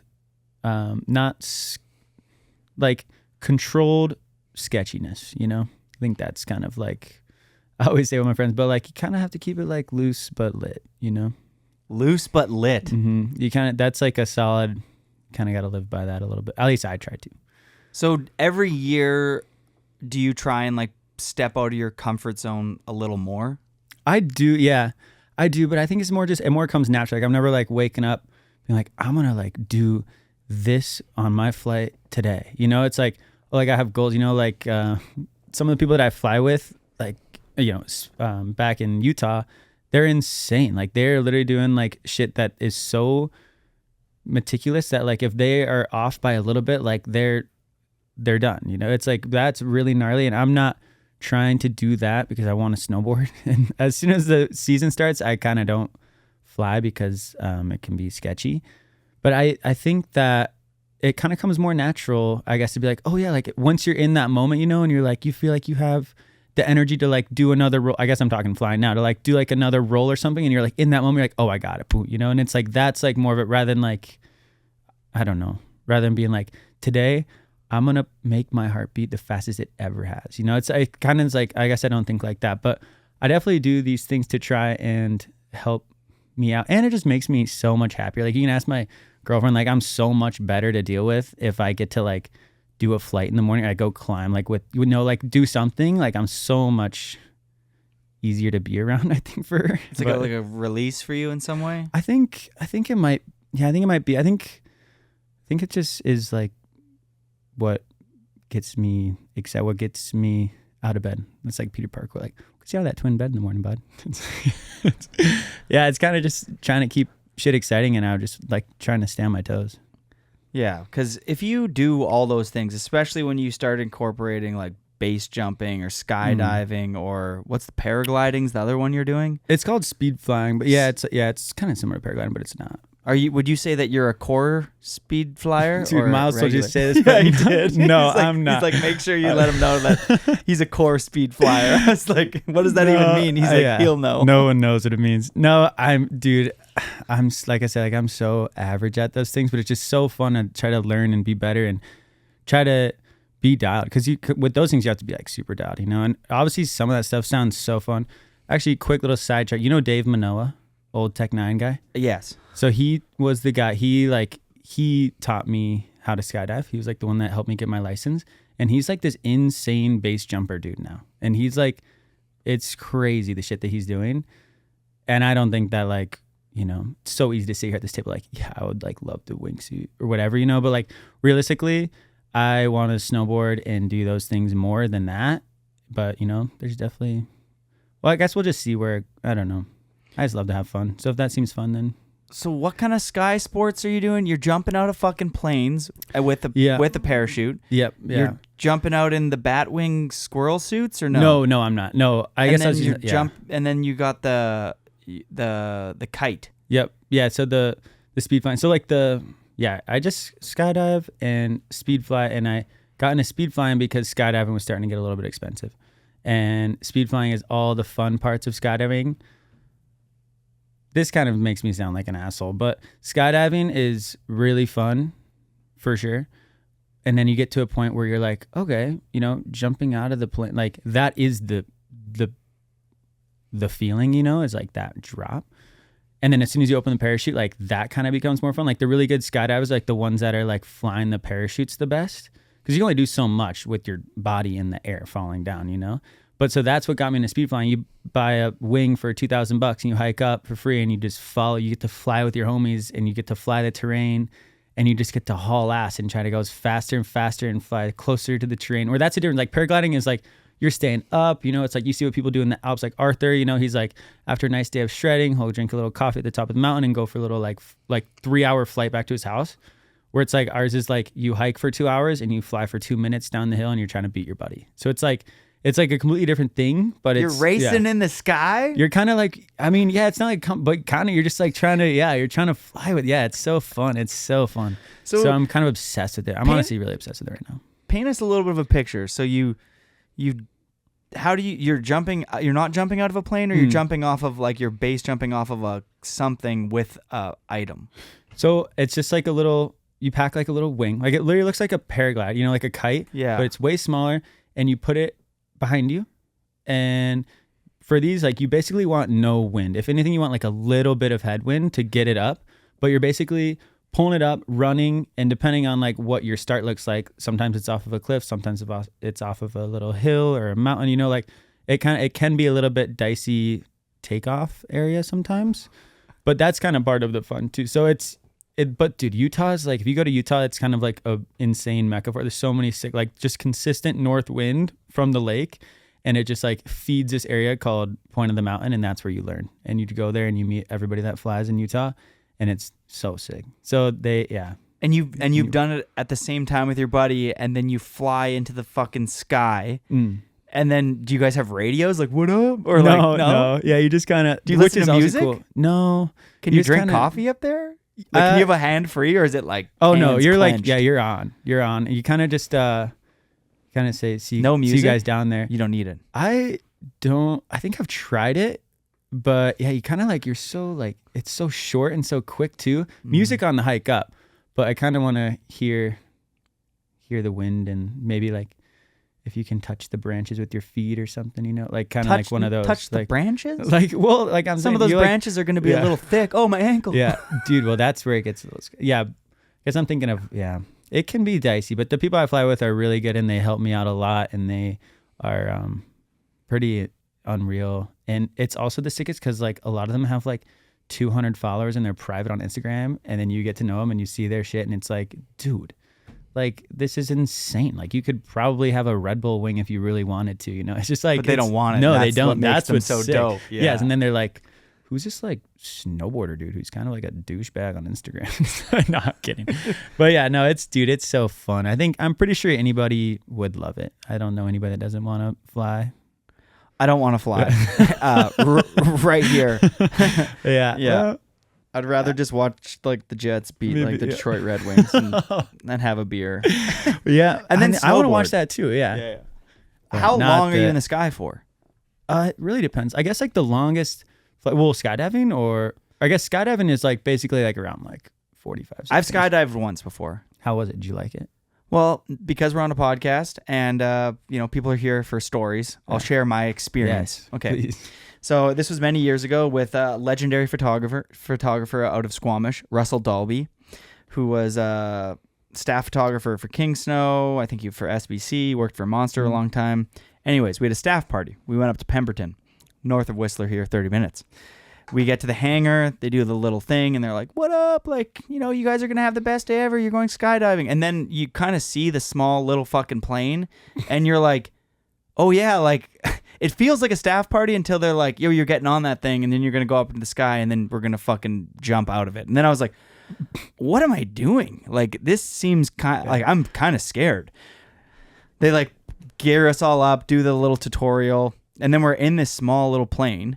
You got the one guy driving, and I'll never forget, like, the bolts on the outside of the plane were, like, I could see the bolts weren't, like, tightened down, and they're kind of rattling, and I'm, like, up in the sky, and the mountains look like specks, and I think there was 6 of us in the back, or 4, and it's you with a part, with, like, the trainer, and then, like, 2 other people with the trainers, and I was the first one to go, and he's like, all right, so now stick your feet out of the plane, and, like, the door is fucking off, and I'm like, yeah, but what? And he's like, but I realized that if I don't do it, like the other 2 that were with me, my homie Ryan, and I'm pretty sure, I forget, it was like one of the girls, Mel, and our feet are sticking out, and I'm like, I kind of didn't want to go anymore. And then I was like, fuck, I got to go, or else no one's going to want to go, and it's going to ruin the day. Just like, let's jump out of this plane because you're here. You know what I mean? Yeah. And the guy's like, all right, like, are you ready to go? And I was like, okay, I'm ready to go. And then he says this. He's like, oh, fuck, let me Jimmy rig something up. That's quote what he says. Let me Jimmy rig something up. And I'm like, I'm like dangling out of the plane. I'm like, no Jimmy rigging anything out of the fucking. And then he pushes me out of the plane. And in my heart, I'm like, he's Jimmy rigging, and I'm flying towards the fucking ground. And then he goes, just kidding. And I'm like, well, in the air. In the air. And I'm like, well, you kind of just ruined like, I'm done. I was literally just like, fucking kill me. Get me off this ride. Get me off this ride. And then I did at one point, like, when you hit terminal velocity, and I'm like looking down at these mountains, there was a point where I was like, holy fuck, like I'm flying towards Earth at terminal velocity, just like Jody Washniak from Oak Bank. Like, I'm like, what am I doing here? Like, humans are not sick. Like, we weren't born for this. And then he pulled the parachute. We landed. I fucking hated that experience. Good. I was all good. Yeah. But then I met the guy years later from living in town for a long time. I get to meet these guys later on, bump into them snowboarding at bars and stuff. These 2 dudes are fucking rowdy. And I was and you were the fucking 2 people taking everybody skydiving? I was like... Probably like the loosest homies. Like, I was like, dude, if I had a daughter or like a son that was like, I'm going to go skydiving with Tom, I'm like, fuck yeah, you are. Not a chance. Like... Over my dead body. Oh my God. Let me Jimmy rig something up. Yeah, that is so fuck funny. You. Maybe that's why I've never done it again. But my experience was just traumatizing. I don't blame you. Yeah, I think that would affect anyone, their first experience. That sounds gnarly.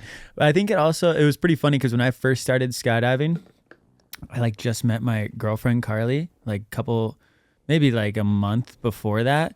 So it was kind of like, oh, like later, babe, I'm just gonna go to the drop zone today, like kind of like thought it was cool or something, trying to impress this girl.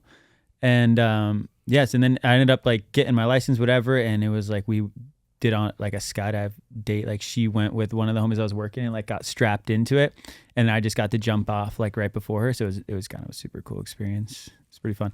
And actually the guy who took her, that like she was, well, you can kind of look at it this way, but she was one off. The person that he took before that, they had to pull the reserve. So it would have ruined her experience if like the main didn't work, and they had to pull the reserve for it. So that's I guess that's the risk though. But yeah. How fast do you think you get going before? Like, what's terminal velocity? I heard it's 120 miles an hour.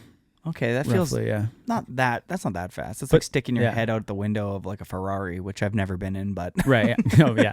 But it's kind of a trip to think about. Like, this is what makes base jumping so gnarly. I feel like when you're in the plane, you're already going like, when the doors open and you're ready to jump, you're going like, I think like around like 90 or something, 90 miles an hour. So you only have like that 30 miles an hour to make up to go to 120, where like say you're in a hot air balloon or like on a bridge, you're going from 0 to that, which like gives you that stomach, like, do you remember when you went skydiving, did you feel that drop from your stomach or no? I don't know. I felt like a Yeah, you drop felt the like- entire time. Yeah, from you felt being like in the plane he was maybe to like, taking the rig off. Yeah. Jamie rigging it. yeah, the whole time was a drop in the stomach. Yeah. And I hope I'm never in a hot air balloon. Yeah. To each their own. Yeah, that's some fun shit. It always, when May comes around, it's always like, dude, sick, we get to fly again. So filming is the priority these days. You've been doing it for the last, like, I would say 4 years, pretty seriously, alongside Solomon 686. For you, is that going to be the focus moving forward? Is filming video parts? Like, where do you want to take your snowboarding in the short to long term future? Dude, I just want to ride with the homies and people that I feel like can push myself, and I do the same to them in a filming setting. I think that is the most fun, and it's just such a cool way to push yourself and try to make everything look as you kind of imagined it, you know? Where sometimes when you do a contest run, you're like, dude, that sucked, but I somehow still got like 5th or something, you know? Like, it's just kind of like funny. Where like filming, you just make it your own. And it can be hard though. Like, I'm learning, like, this year, dude, like, fuck, it's been pretty hard. And I think the past couple years we maybe got lucky, or just like maybe just starting to do it kind of, you know. But I know like America had some pretty good years. I think it's kind of, maybe it was a little weird here last year, but like Utah even was like pretty good last year. And yeah, I think it's tricky, man. There's so many little factors that I never really imagined that no one does, makes it pretty hard. So hopefully we have a good second push for this video that we're currently filming. That's one thing that we want all team managers to remember. Some years are very difficult. Yeah. Yeah. Because, like, yes, if you find the cool bump over the tree with the cool bump, like, you're going to be able to cab 5 it. But finding that fucking bump with good snow is a lot harder than everybody thinks. Seriously, yeah. That's why it's sick to have, Harrison too now as a TM, and, you know, everyone that I worked with, Harrison. has been so sick from 686 and Solomon, but you got both the TMs right now, Harrison and PMAC, they just get it. And it's like, I feel so blessed to have them and like and get to shred with them. Like, they're just such cool people, and yeah, pretty cool. So what riders would allow you to extract BMO's full potential? Like, if you could, maybe a sled crew is between 3 and 4 people.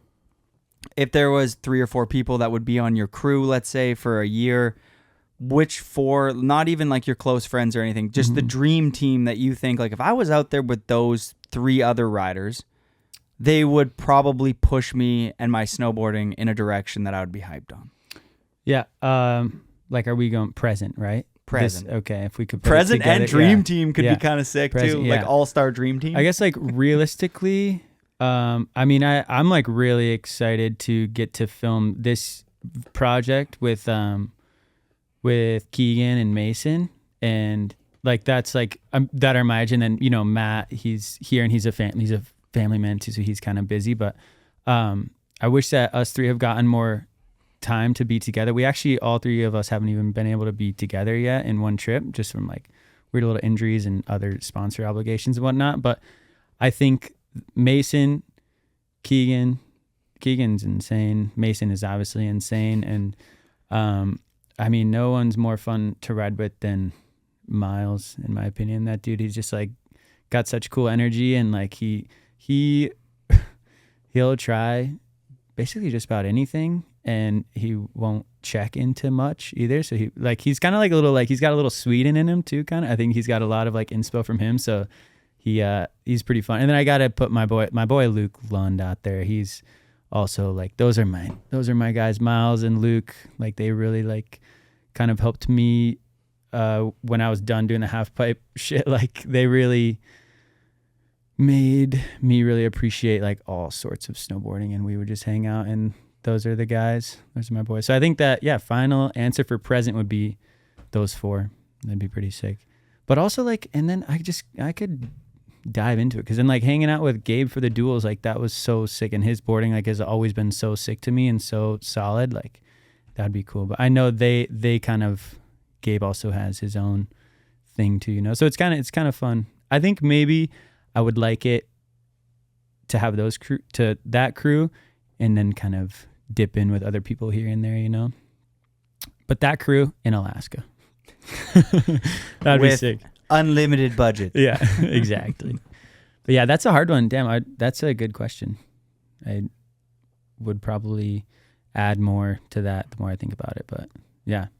Yeah, it's interesting too, because the more time that you spend in the mountains, you realize just how important it is to have a crew that allows you to push yourself within the boundaries that are comfortable to you. And having a crew that knows you, they know exactly how much BMO should be pushed today. Right, you know what I mean? In all specs, whether that's just snowboarding or skydiving or mountain biking, like when you go out with a crew that knows your limits, capabilities, and what you are capable of because they've been with you for so long, they're the type to be like, you know what? You could get that sliver with that back seven. You should do it. Or, yo, it's pretty late in the day. That back seven, like you drift sometimes kind of weird. Like, maybe let's tap out and let's go home. For sure. And having a crew that knows when to speak up like that is like, that's when you trust the process. You have your full season. And if you have a full season, you have a part. Yeah. Leyland and a bunch of filmers that I've worked with in the past have always spoke to that. Like, don't stress out about the single days. As long as you're working towards something and you don't give up and you're not injured, you will continue to just make that happen. At the end of the year, you'll just be like, oh, it happened. Yeah. That's everything. Like, fuck, if everybody could remember that in life's journey, not to give up on the hard day, but to keep plugging away. And I might be kind of speaking to myself now, because the workload I have with the show is like, it feels like I'm drowning in so much stuff. Oh yeah. And at the same time, I'm like, well, you got to look at like the big picture here. Cause like, yeah, some of these days are going to be like 14-hour days where you just want to cut off your head because you don't know what the fuck you're doing. But if you just trust the process, eventually you're going to be like, fuck, like we created something here. Dope. Yeah. Like, whoa, the part really came together and BMO really did well today. Like, what is it? March 5th? Yeah. You got March, you got April. You probably squeeze some days out in May. I know, yeah. Scrap the beginning of the year. No, totally, yeah. That is actually so true, yeah. Because we've been trying to find, we need to just like, I need to record you saying that to show to our whole crew. And kind of like find there's that, a lot of crews right now that Yeah. need to go into a gymnasium and they need to have like a talk with like maybe somebody like Travis and be like, there's going to be some peaks and valleys. You got to not give up. And you like, you know, we need a Winston Churchill. We're going into D-Day. Like, nobody fucking give up. Hold the line. Every crew right now is like, I got no clips. I ran out of budget. My sled blew up. My girlfriend left me. Like, and that is true.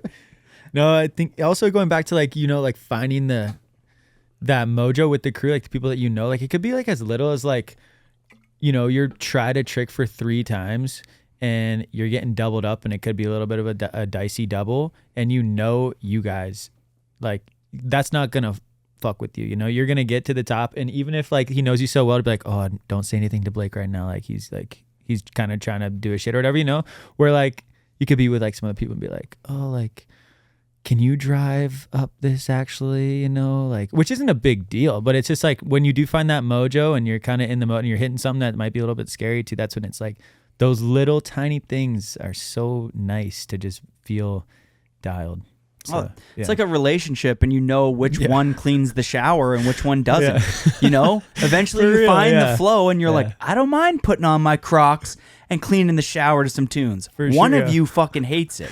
Similar to the double, like every once in a while, like somebody like Razman, he doesn't mind doing the really sporty double or breaking trail on something that's pretty gnarly. Like, in fact, I think he really enjoys it.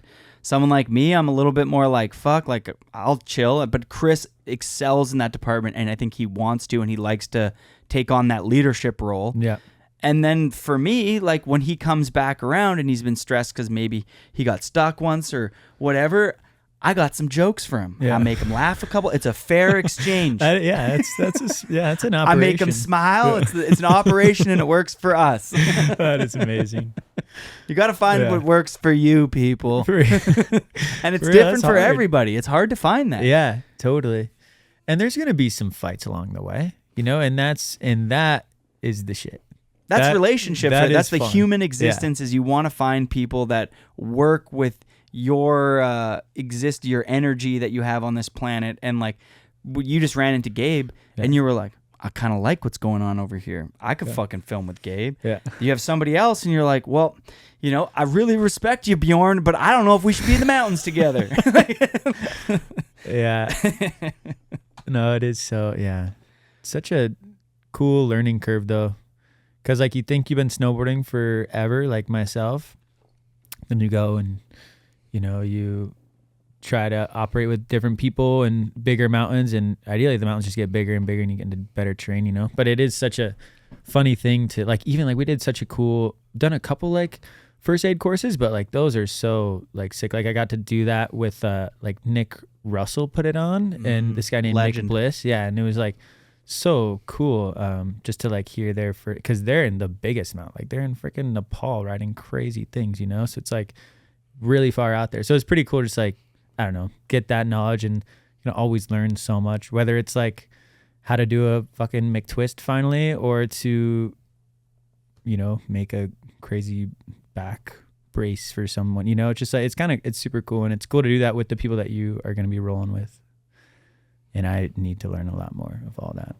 That's the person you want to be in the mountains with right there, is the younger person who's at that point where they're like, I love being out here and I want to get dialed and I want to get educated.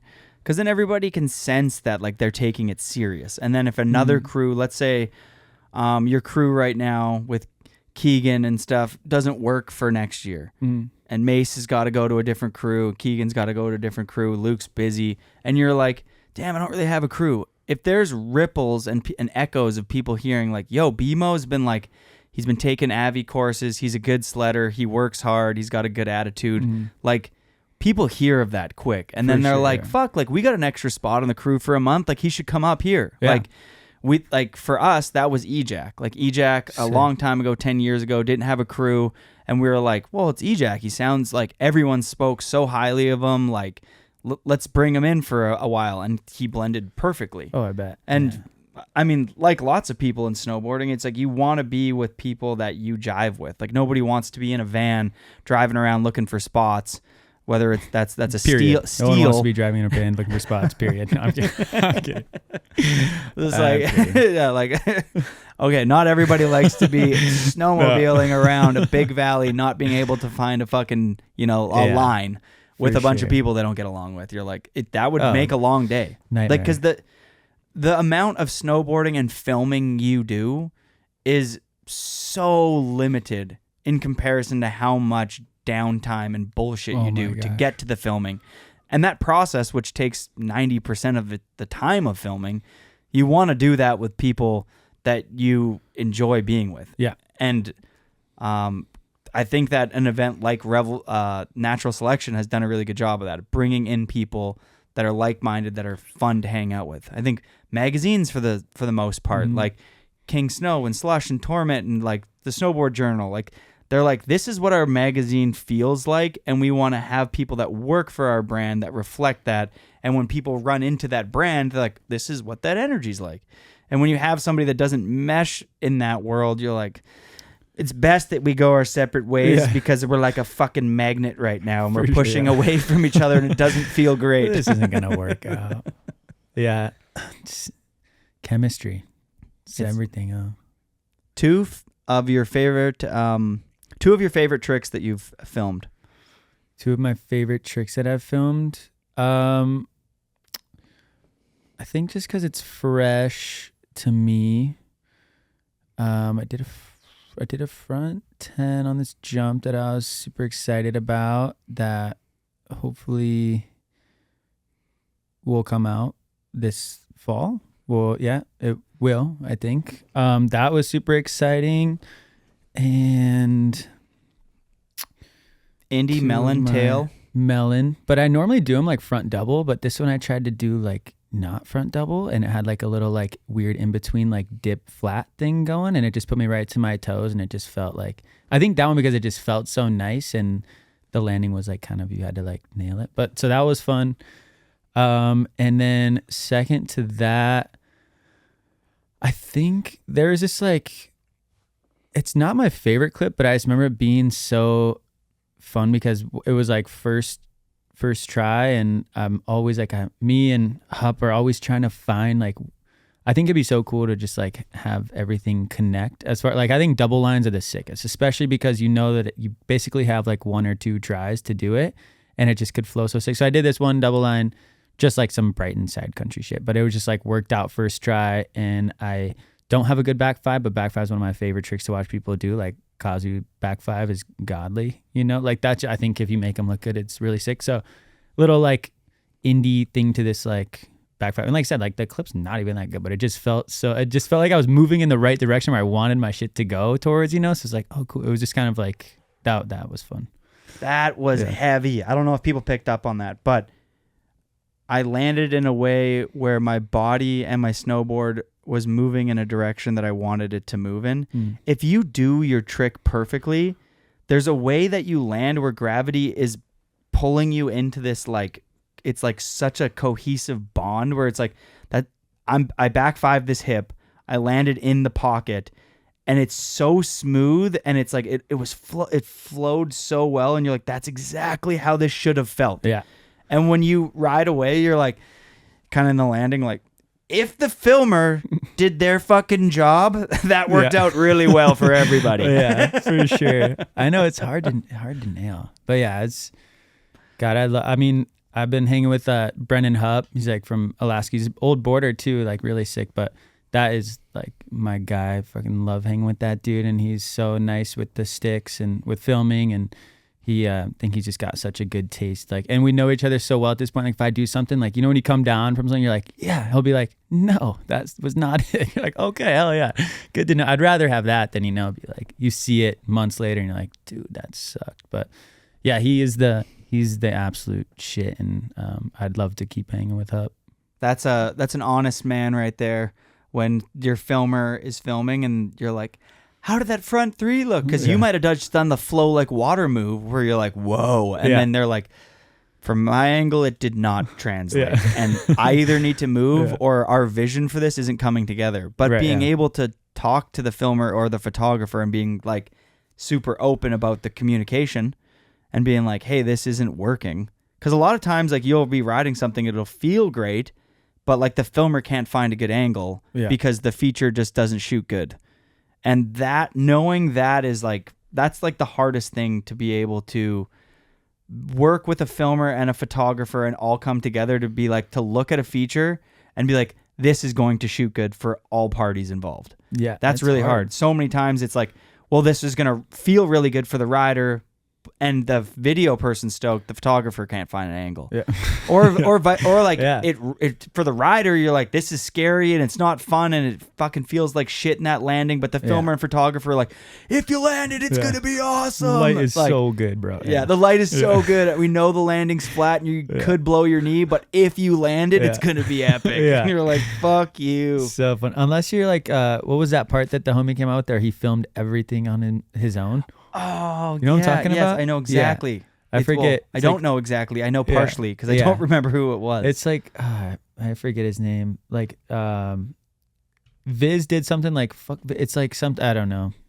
But that was an insane take on it. I do remember seeing that at the beginning of the year, I think. It was this year or last year. But there's so much footage coming out now. And then as soon as you stop watching the movie that you just watched, you go back onto your phone. And so, like, it's all a big mess these days. Yeah, it's overwhelming. I've watched probably 25 snowboard videos mixed with like 400,000 clips over the last year. Like, I'm sorry if I forgot about your front five tail grab at Brighton. Like, I just forgot about it. And it still wasn't as good as what Tex did in TB6.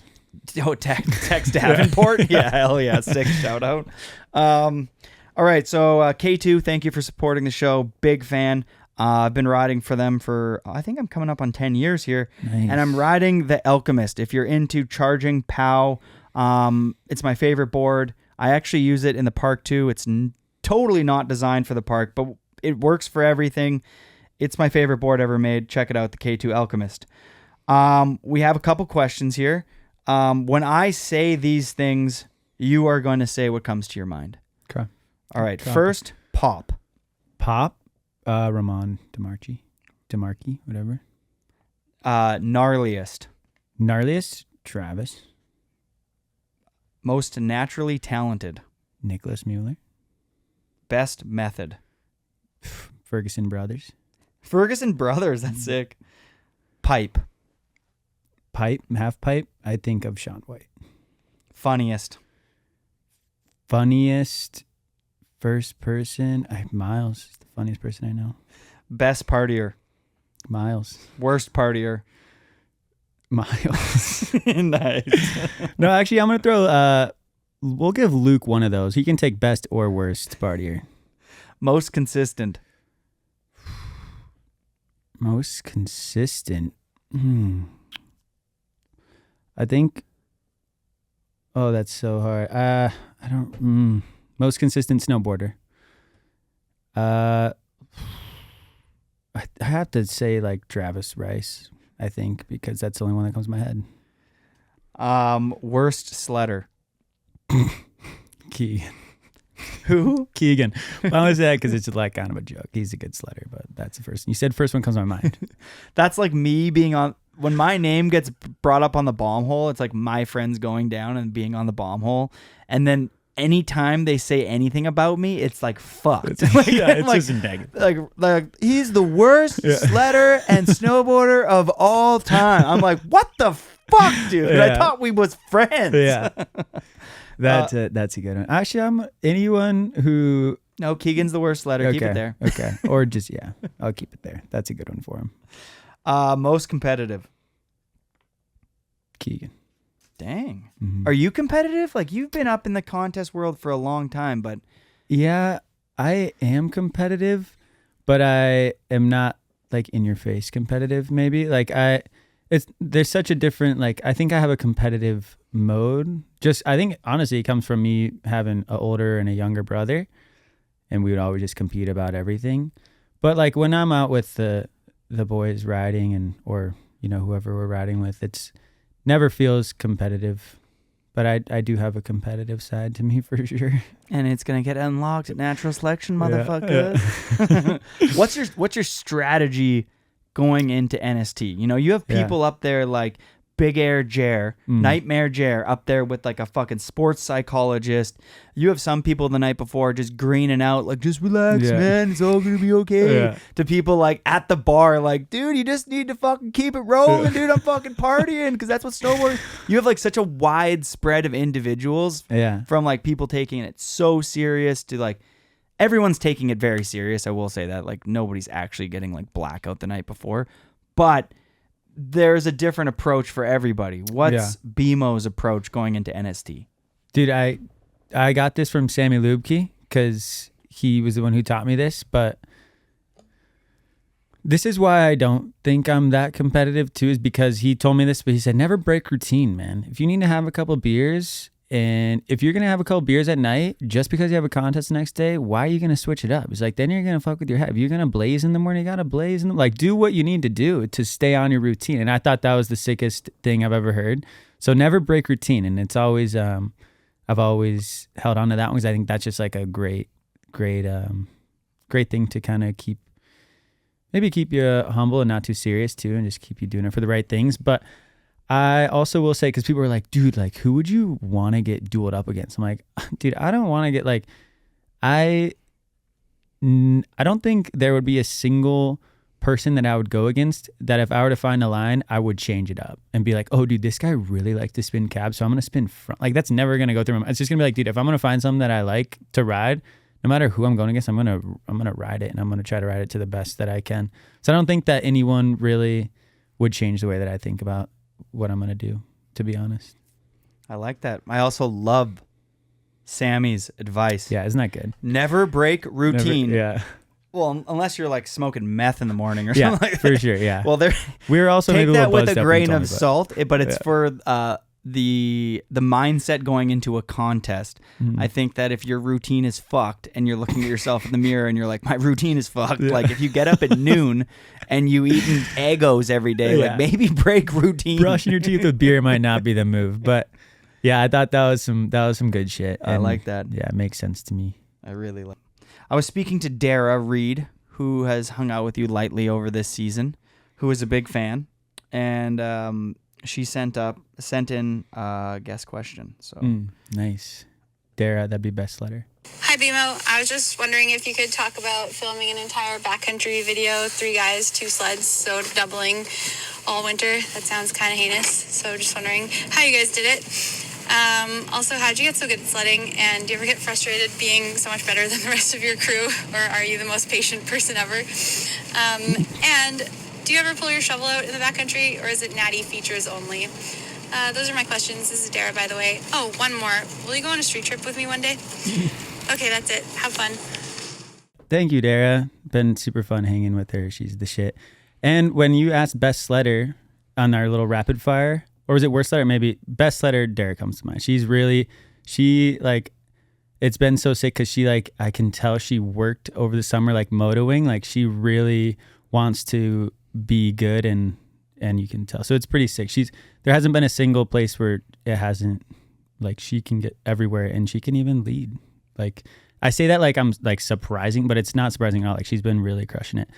But the first question was, am I the most patient person ever? Or I don't think I'm the best sledder, but I do think that my dad, without even thinking about it, really hooked me and my brothers up. Cause since I was 14, we've had snowmobiles in our household and our family. And we've all he loves sledding. He loves Polaris in general. So that's been in my family. Come again. What was that? He loves we love Polaris. But sorry, did you mean Skidoo? Yeah, not here. No.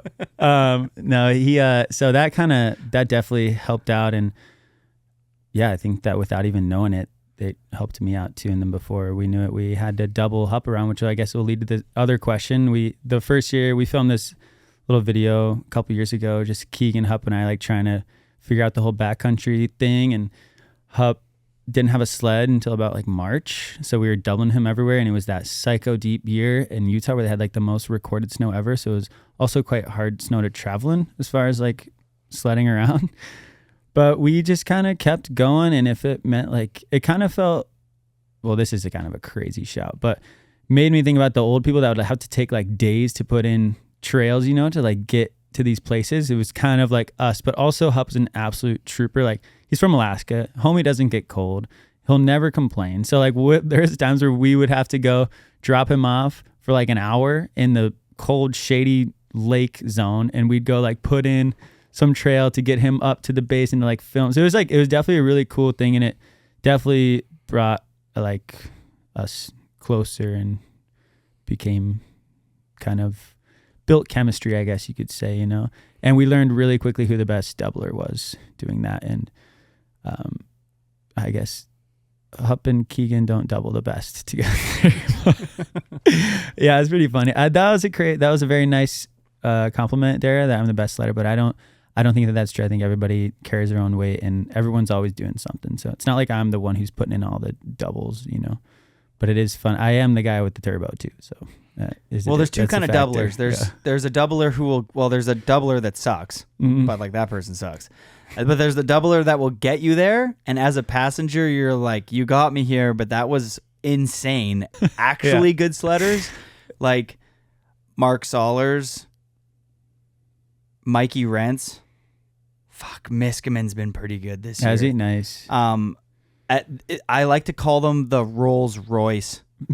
Of cab rides. See, they take good care. It's just, you just go and you feel like you're on a fucking hovercraft. Yeah. Razman gets you there. Yeah. He gets you there fast, but it's you're up here, eh? Yeah. That was fucking sick. Yeah. And I was dude, that was shit. You got my heart going the whole time. That's fun. It's not sketchy. It's just fast. Yeah. Where Sollers and other people on the crew are more like the Rolls Royce. See, are they if you had to do a long 20-yard turn rather than a quick little side hill, is the Rolls Royce crew going around the long way to make it smooth? No, or are you saying they're just smooth? Yeah, they're fighter pilots still. They're very talented Rolls Royce drivers where they know the exact capability of that vehicle and that engine.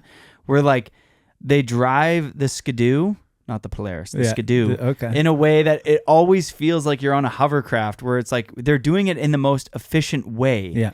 But you as the passenger is never like, holy fuck, or like holding on for dear life. It's just like, it's very smooth. And I'm a good doubler, you know what I mean? I'm like, I'm the perfect size. I know how to like hover my weight really well. Where like Chris is really good, but it's like fast and extreme. And then actually everybody in our fucking crew is so old and good at sledding. It's pretty crazy. Like Bo is amazing. Belzil's amazing. Oh yeah. Everybody, Eric might, I don't know if Eric's the best. Who's the loosest? Ben, our filmer, is definitely the loosest. But you also got, I'll give filmers a break. You throw a 60-pound bag on me, like, dude. Fuck, I might give up too. Yeah, seriously. That is actually a crazy, throwing that weight around with that weight actually kind of sucks for sure. Well, that was the funny part too, when we had to double, because Hup is like bigger than us anyways, and then he's got his 50-pound bag on. You're like, oh boy. So, but we just touched it. We have to morph like Power Rangers. That's kind of that's like the one thing I tell people that I haven't doubled. Like, yo, we have to morph right now into one person, and we're swinging weight together. Except for the camera guy. I feel like the camera guy is always like pretty good at sledding. You know what I mean? They're like decent, and they're in the back, and they're just trying to remain quiet, and they don't want to help people dig, and they don't want to help build the jump, and they're just like, I'm gonna look for my angle. Yeah. Don't fucking annoy me. I'm old, and you should be grateful that I'm fucking out here. For sure. And we are. Yeah. Dara also asked Natty only. Oh. And she also asked, are you gonna go on a street trip with her? Dara, you saw me try to hit the rail in Revelstoke this year, and it put me out for a couple weeks. So you got buckled on a rail? Dude, I got so smoked on the rail, and it was like, actually, I had to take like a little over 2 weeks off, and then the first day I rode was the day before the duel, because I fucked my knee up so bad on this stupid rail. And Dara, we're going back so you can hit that rail too, FYI. What did you do on the rail? Tried to board side this rail that is like one of the like famous rails in Revelstoke, the yellow kink or whatever, you know? And I blew it. So depends. Like, I'm not going to go to Ohio. I'm not going to go to freaking the East Coast. But if I'm like, if we have a little layover somewhere in Canada on the way to like some mountains, then I'd help out for a couple days. Makes me sound kind of like a selfish asshole, but I'll help you shovel, Dara. I'll help you shovel. And you know what? Maybe hop on something. But I like that. Not limiting yourself. You're like, maybe. You're keeping the doors open. I'm down. Like, I've hit a bunch of rails, but the street rails are so much different than like rails in the park. It's not even funny. It's really hard. So respect to everybody that does that. Shit is really, really scary. And yeah, you guys make it look good. But the natty thing, I think that is my favorite because of people like, some of the best, like freaking Nico and like Jake, like they just make it look so sick. And I think that having a good balance, like our joke, this is like in my like dream year, maybe there's like 3 to 4 jumps where I could maybe spin each way, and then the rest would be like natural. Like I don't know. I've always been drawn to that stuff, and I think that is kind of maybe a cool way to also push things further, because realistically, like if we have a jump, like there's only so many tricks that you can, to a certain degree of spinning, that you can make look good, in my opinion. So I think that another cool thing is to try to work with natural takeoffs and like how you can make that look beautiful, because it's fucking hard. And also, just my favorite thing about it is that you basically get 1 or 2 goes and then it's kind of cooked. And that's kind of, when someone does something like that first tee, you're like, wow, that's like really godly. So that's my favorite and least favorite thing about being in the backcountry filming, is that there is probably only 3 to 5 hits per rider on like a bigger feature that has like some landings, but then it's over. Yeah. Where the street rail, when I used to film streets 2 years ago, recently wrapped up, maybe I'll go back. that rail ain't going anywhere. Yeah, true. That's why you hear stories of like, yeah, like that dude went there for 3 days. And you're like, whoa, like, dude, yeah. That's you only so get crazy. so many hits in the backcountry. And then Yeah. eventually you're like, it looks like shit and you're about to get really fucking hurt Yeah. if you keep going. Yeah. What spin is too much? You said there's a cap. Dude, What's Miles and I your were talking cap? about this last night. 1260 is my personal cap. I think that on a big enough jump too, you know. That's my own personal preference though. But I also like shit talking. So I also like, you know, I want people to disagree with that, and I want people to do 14s and make them look good. And I can't do those. So would it be fun? For sure. But I think it's really just about the size of it, how it, I don't know, you know, it's all just personal preference. And that's my personal preference, is that in a maybe backcountry big ass jump landing powder, like 1260 to switch is pretty much the max maybe that I would, that maybe not that I would rather see. I'm down to watch anybody's shit, but that I would probably want to do. I think the 12 was a good number. Mm-hmm. I think that's my, actually I don't think, I know that's my cap. Yeah. I've put that cap on a while ago. I was like, Yeah. a 14's too much. If you're going to do a 14, for me, based on the size of jumps, which have not gotten bigger, like we're talking Perfect Jump, Chad's Gap, you know what I mean? Like those jumps were 20 years ago. Yeah. And those, till this day, Chad's Gap, which was hit 20 years ago, is the biggest jump that people are filming on. Yeah. Perfect Jump is one of the biggest, if not the biggest jump that people are hitting in Whistler, because not a lot of people hit Dakine anymore. And that was our other huge jump. And there are other big, massive jumps, like the one that Rasman and Belzil hit, and Ejac Fury Gap, which is huge too. But like, there's only so many of those, and people, there's not a lot of like contest kids that are coming out there and finding new jumps that are, and when they do, they're not big. Yeah. So like the switchback 9 is what I want to see from someone like, you know, if Red's going into the backcountry, who can hang on any size of jump, but I want to see Red just do a front 7 tail. For sure. You know what I mean? Or a front 10 tail. A switchback 12, okay. But a front 14 tail from Red, I don't know if I need to see that out there. Right, yeah. I know he could For do sure, it, yeah. but for me personally, because I am a certified old head now, I think the 14's too much. Yeah. I don't think you need to do it. I agree. And it's funny because Miles and I really talked about this last night. Did Miles agree with the 12? He actually said 10. And I was like, I told him, I was like, mine's 12, but you know, do your Depending on the jump. As long as it's like an 80-foot high, like art of flight size of jump. And I say that in a reference to massive. So huge. I think like a front 10 Indy, a front 12 Indy, like double dip, really big Indy poke, like Cicerelli the other day was trying cab 12 on Perfect Jump. I don't know if I should say anything, but I did.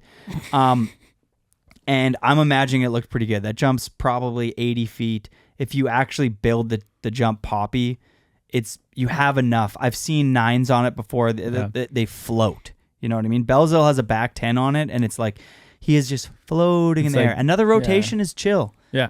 But a 14, I don't need to see it. Jody doesn't.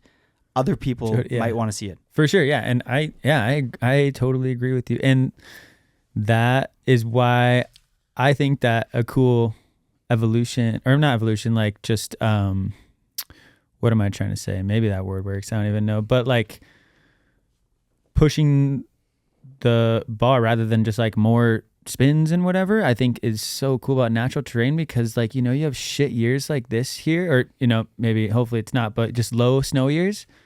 It opens up so many more little things and like trannies and all these little things. And it's always so like, it's just ever changing, where that jump will always be there. That roll, that landing will like maybe fill in enough to hit it, you know, but it's just like, it just opens up so many more cool things and takeoffs and landings. And that's why nothing's ever a no-go, I think.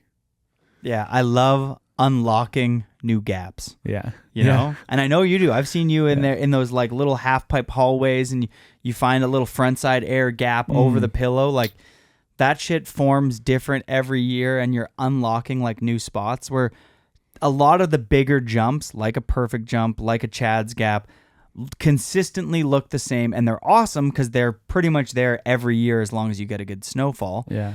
But they look the exact same, and so the only thing I want to see on those is either a super progressive new trick or a kid go to it. And you know what? Maybe Chad's Gap and Perfect Jump are the only two jumps in snowboarding we need to see people do 1800s on. They should be the park jump slope style jumps that the new kids go out and they're like, all right, everything's been done up to this. I am going to do X. And then when you move out of those two jumps, you start looking at the backcountry like, I'm going to cross court method this thing. I'm going to do a back 180 and like maybe look at the whole history of like what everybody's done in the backcountry, look at that approach and get inspired by that rather than getting inspired by like your contest approach. Right. Yeah. Being like, all right, I'm here. I'm going to one up the rotation. It's like, save that energy for X Games. For real. Yeah. I know. That's where the back 5 comes into play every time. Yeah. All right. We're going to do 10 questions. These are bullet points too, presented by Skullcandy. Thank you so much for supporting the podcast. Thank you to the Patreon members for supporting the podcast. Patreon.com/airtime podcast. If you want to support the show, all that money goes to Airtime TV. The podcast, it doesn't go to me. I'm trying to have 3 employees and I have no money, but I'm trying to figure it out. I'm not trying to beg for money or anything like that. I'm just saying if you have an extra $5 a month, it's going to go towards more snowboard content that hopefully you're enjoying. All right, BMO, 10 questions. Best style currently, back in the day. Best style currently is Cody Warble for sure. Back in the day is Nico. One person in snowboarding that should have a pro model under their feet. Currently, dude, this might be bad because he might have them, but I'm gonna go Cody as well. I think he's literally one of the sickest snowboarders right now. I love that pick. Yeah. Number 3, something you know now that you wish you knew when you were younger. I think back in the day when I was watching old backcountry videos, be like, dude, this shit looks so easy. And it is so not easy for me. It like literally like, oh, dude, I can do a front 7 on a fucking Woodward Park jump. I could totally do one on Chad's. And so you can go there and you're like, whoa, this is really crazy. So I think just putting more, like when I was younger, put more respect on what was actually going on, which I'm now learning, which is really insane. I like that. Yeah. Yeah, you're like, whoa, a lot of these boarders back in the day, like this guy named like Lucas Huffman was actually pretty crazy. Yeah, yeah, exactly. Like, what? I love that. What keeps you up at night? Keeps me up at night? Not doing enough in a day. If I don't do enough in a day. I like that. Mm-hmm. Extract the most out of every day possible. Mm-hmm. What do you think happens when we die? Do you have a theory? I think that you just kind of flow into the next journey. Like, I don't think like reincarnation sounds a little bit heavy to me. I've never really been like a religious person. Like I've never grew up like that. So I don't think that like, I think that energy is like a real thing, you know, like if you've had like homies that have passed away, you go to their spot and like all of a sudden like a crazy crow flows by, you know, or like stuff like that. I think that there's definitely like energy like that. But I think that you kind of just move on to your next adventure, whether that's in another life or some sort of different being. But I think that the soul will live on forever. And yeah, that's what I think. That's kind of what I think now. Yeah. Because I agree. I was listening to you and I was like, that's kind of like what I'm vibing with. The soul will live on forever. Yeah. So all those amazing individuals that we've crossed paths with, you know, maybe you're somewhere and you're like, you feel that thing. Yeah. I've definitely done that before. It doesn't happen all the time. That's why it's special. Right. You know, you're like camping one night with some homies and you go and take a pee in the backwoods and you're just looking at the stars and then something hits you and you're like, fuck, that dude was awesome. Yeah. And you're kind of feeling something out there and you're like, well, maybe. For sure. Maybe yeah. there's a little bit of a connection going on there. Yeah. And he's like, hey, what are you peeing over here for, buddy? Thing's still tiny. Yeah. Yeah, nice. Yeah. See, you haven't changed much. What keeps you up at night? Did I already ask you that? Yeah, okay. Favorite rail boarder? Dude, I'm just going to keep glazing him. It's Cody. I like this, dude. Dude, Cody all day. Yeah. I love that kid snowboarding, so it's I'm down. Insane. Favorite POW boarder? Ever? Somebody other than Nico. Okay. Favorite POW boarder? because you said Nick, I'm gonna do someone else besides Gigi too. Then I'm just like John Jay's really, really, really messed in the head, and I think that he also like talking about shadow. Like I think he kind of was in Travis' shadow for a long time, but his shit's insane. Always been insane. Like he switched back 9 mother, and that's just like really messed.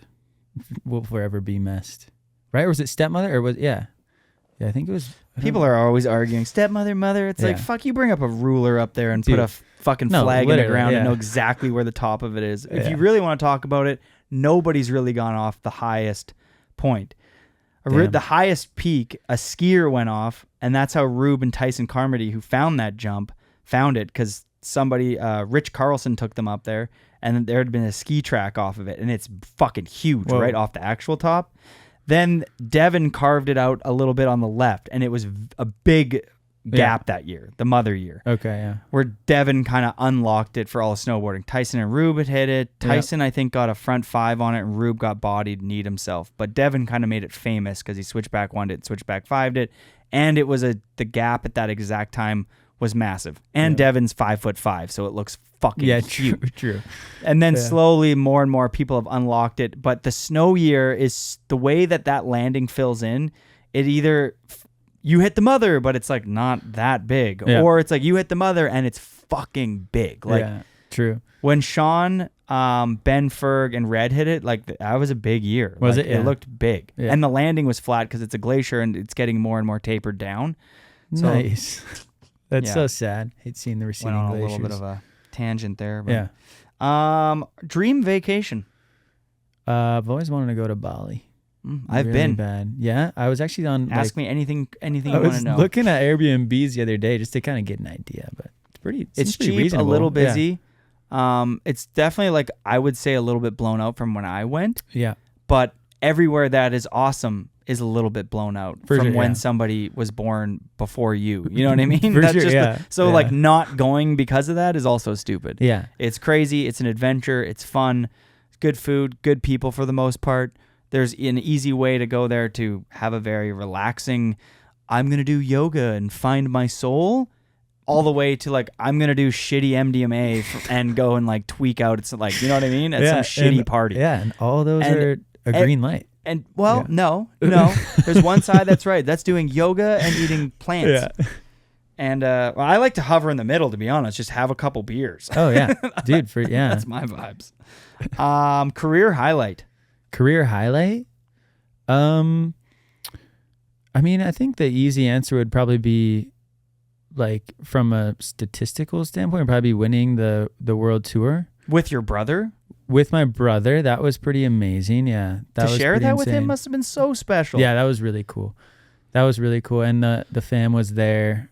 I think they were, maybe not actually, I don't know. But yeah, that was definitely a career highlight thus far.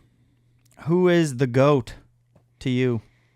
I mean, I've said it just too many. It's Nicholas Mueller to me is the GOAT. I'm going to throw both. Like, I can't do both, but Nicholas Mueller is my first initial thought. You can do whatever you Travis want. Rice is like obviously really, really, really messed up. Who do you think is an underground GOAT that never really got the shine that could have? Maybe they got an injury. Maybe they quit a little bit early. Maybe they vanished from snowboarding. But who do you think could have popped off if they had a little bit longer of a window? I think it's kind of, this could be like a controversial answer, but maybe it's just my generation. But I was like kind of wanting more, and I think maybe injuries held him back. And not that he didn't have enough shine, but Blavel, and I thought like, and he's always been really, really sick, and I think he had some like hip thing maybe or something, right? Or some back, but like when I was growing up, he was popping, and then when I kind of went back into like, or not back, but when I started like getting out of the half pipe slope style stuff, he was still popping, and then it kind of faded. But I'm gonna say that, and so Blavel and Dabari comes to mind as well. Good pick. Mm-hmm. Austin Smith would have been a very acceptable answer too.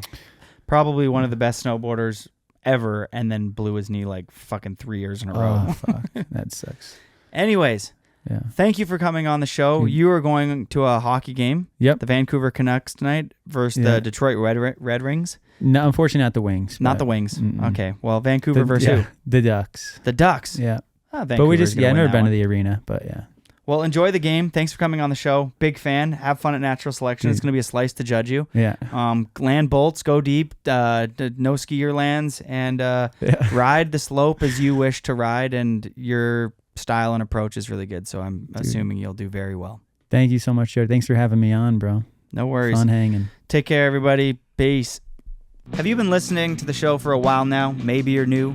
Well, if you want to support the show, you can by joining our Patreon family.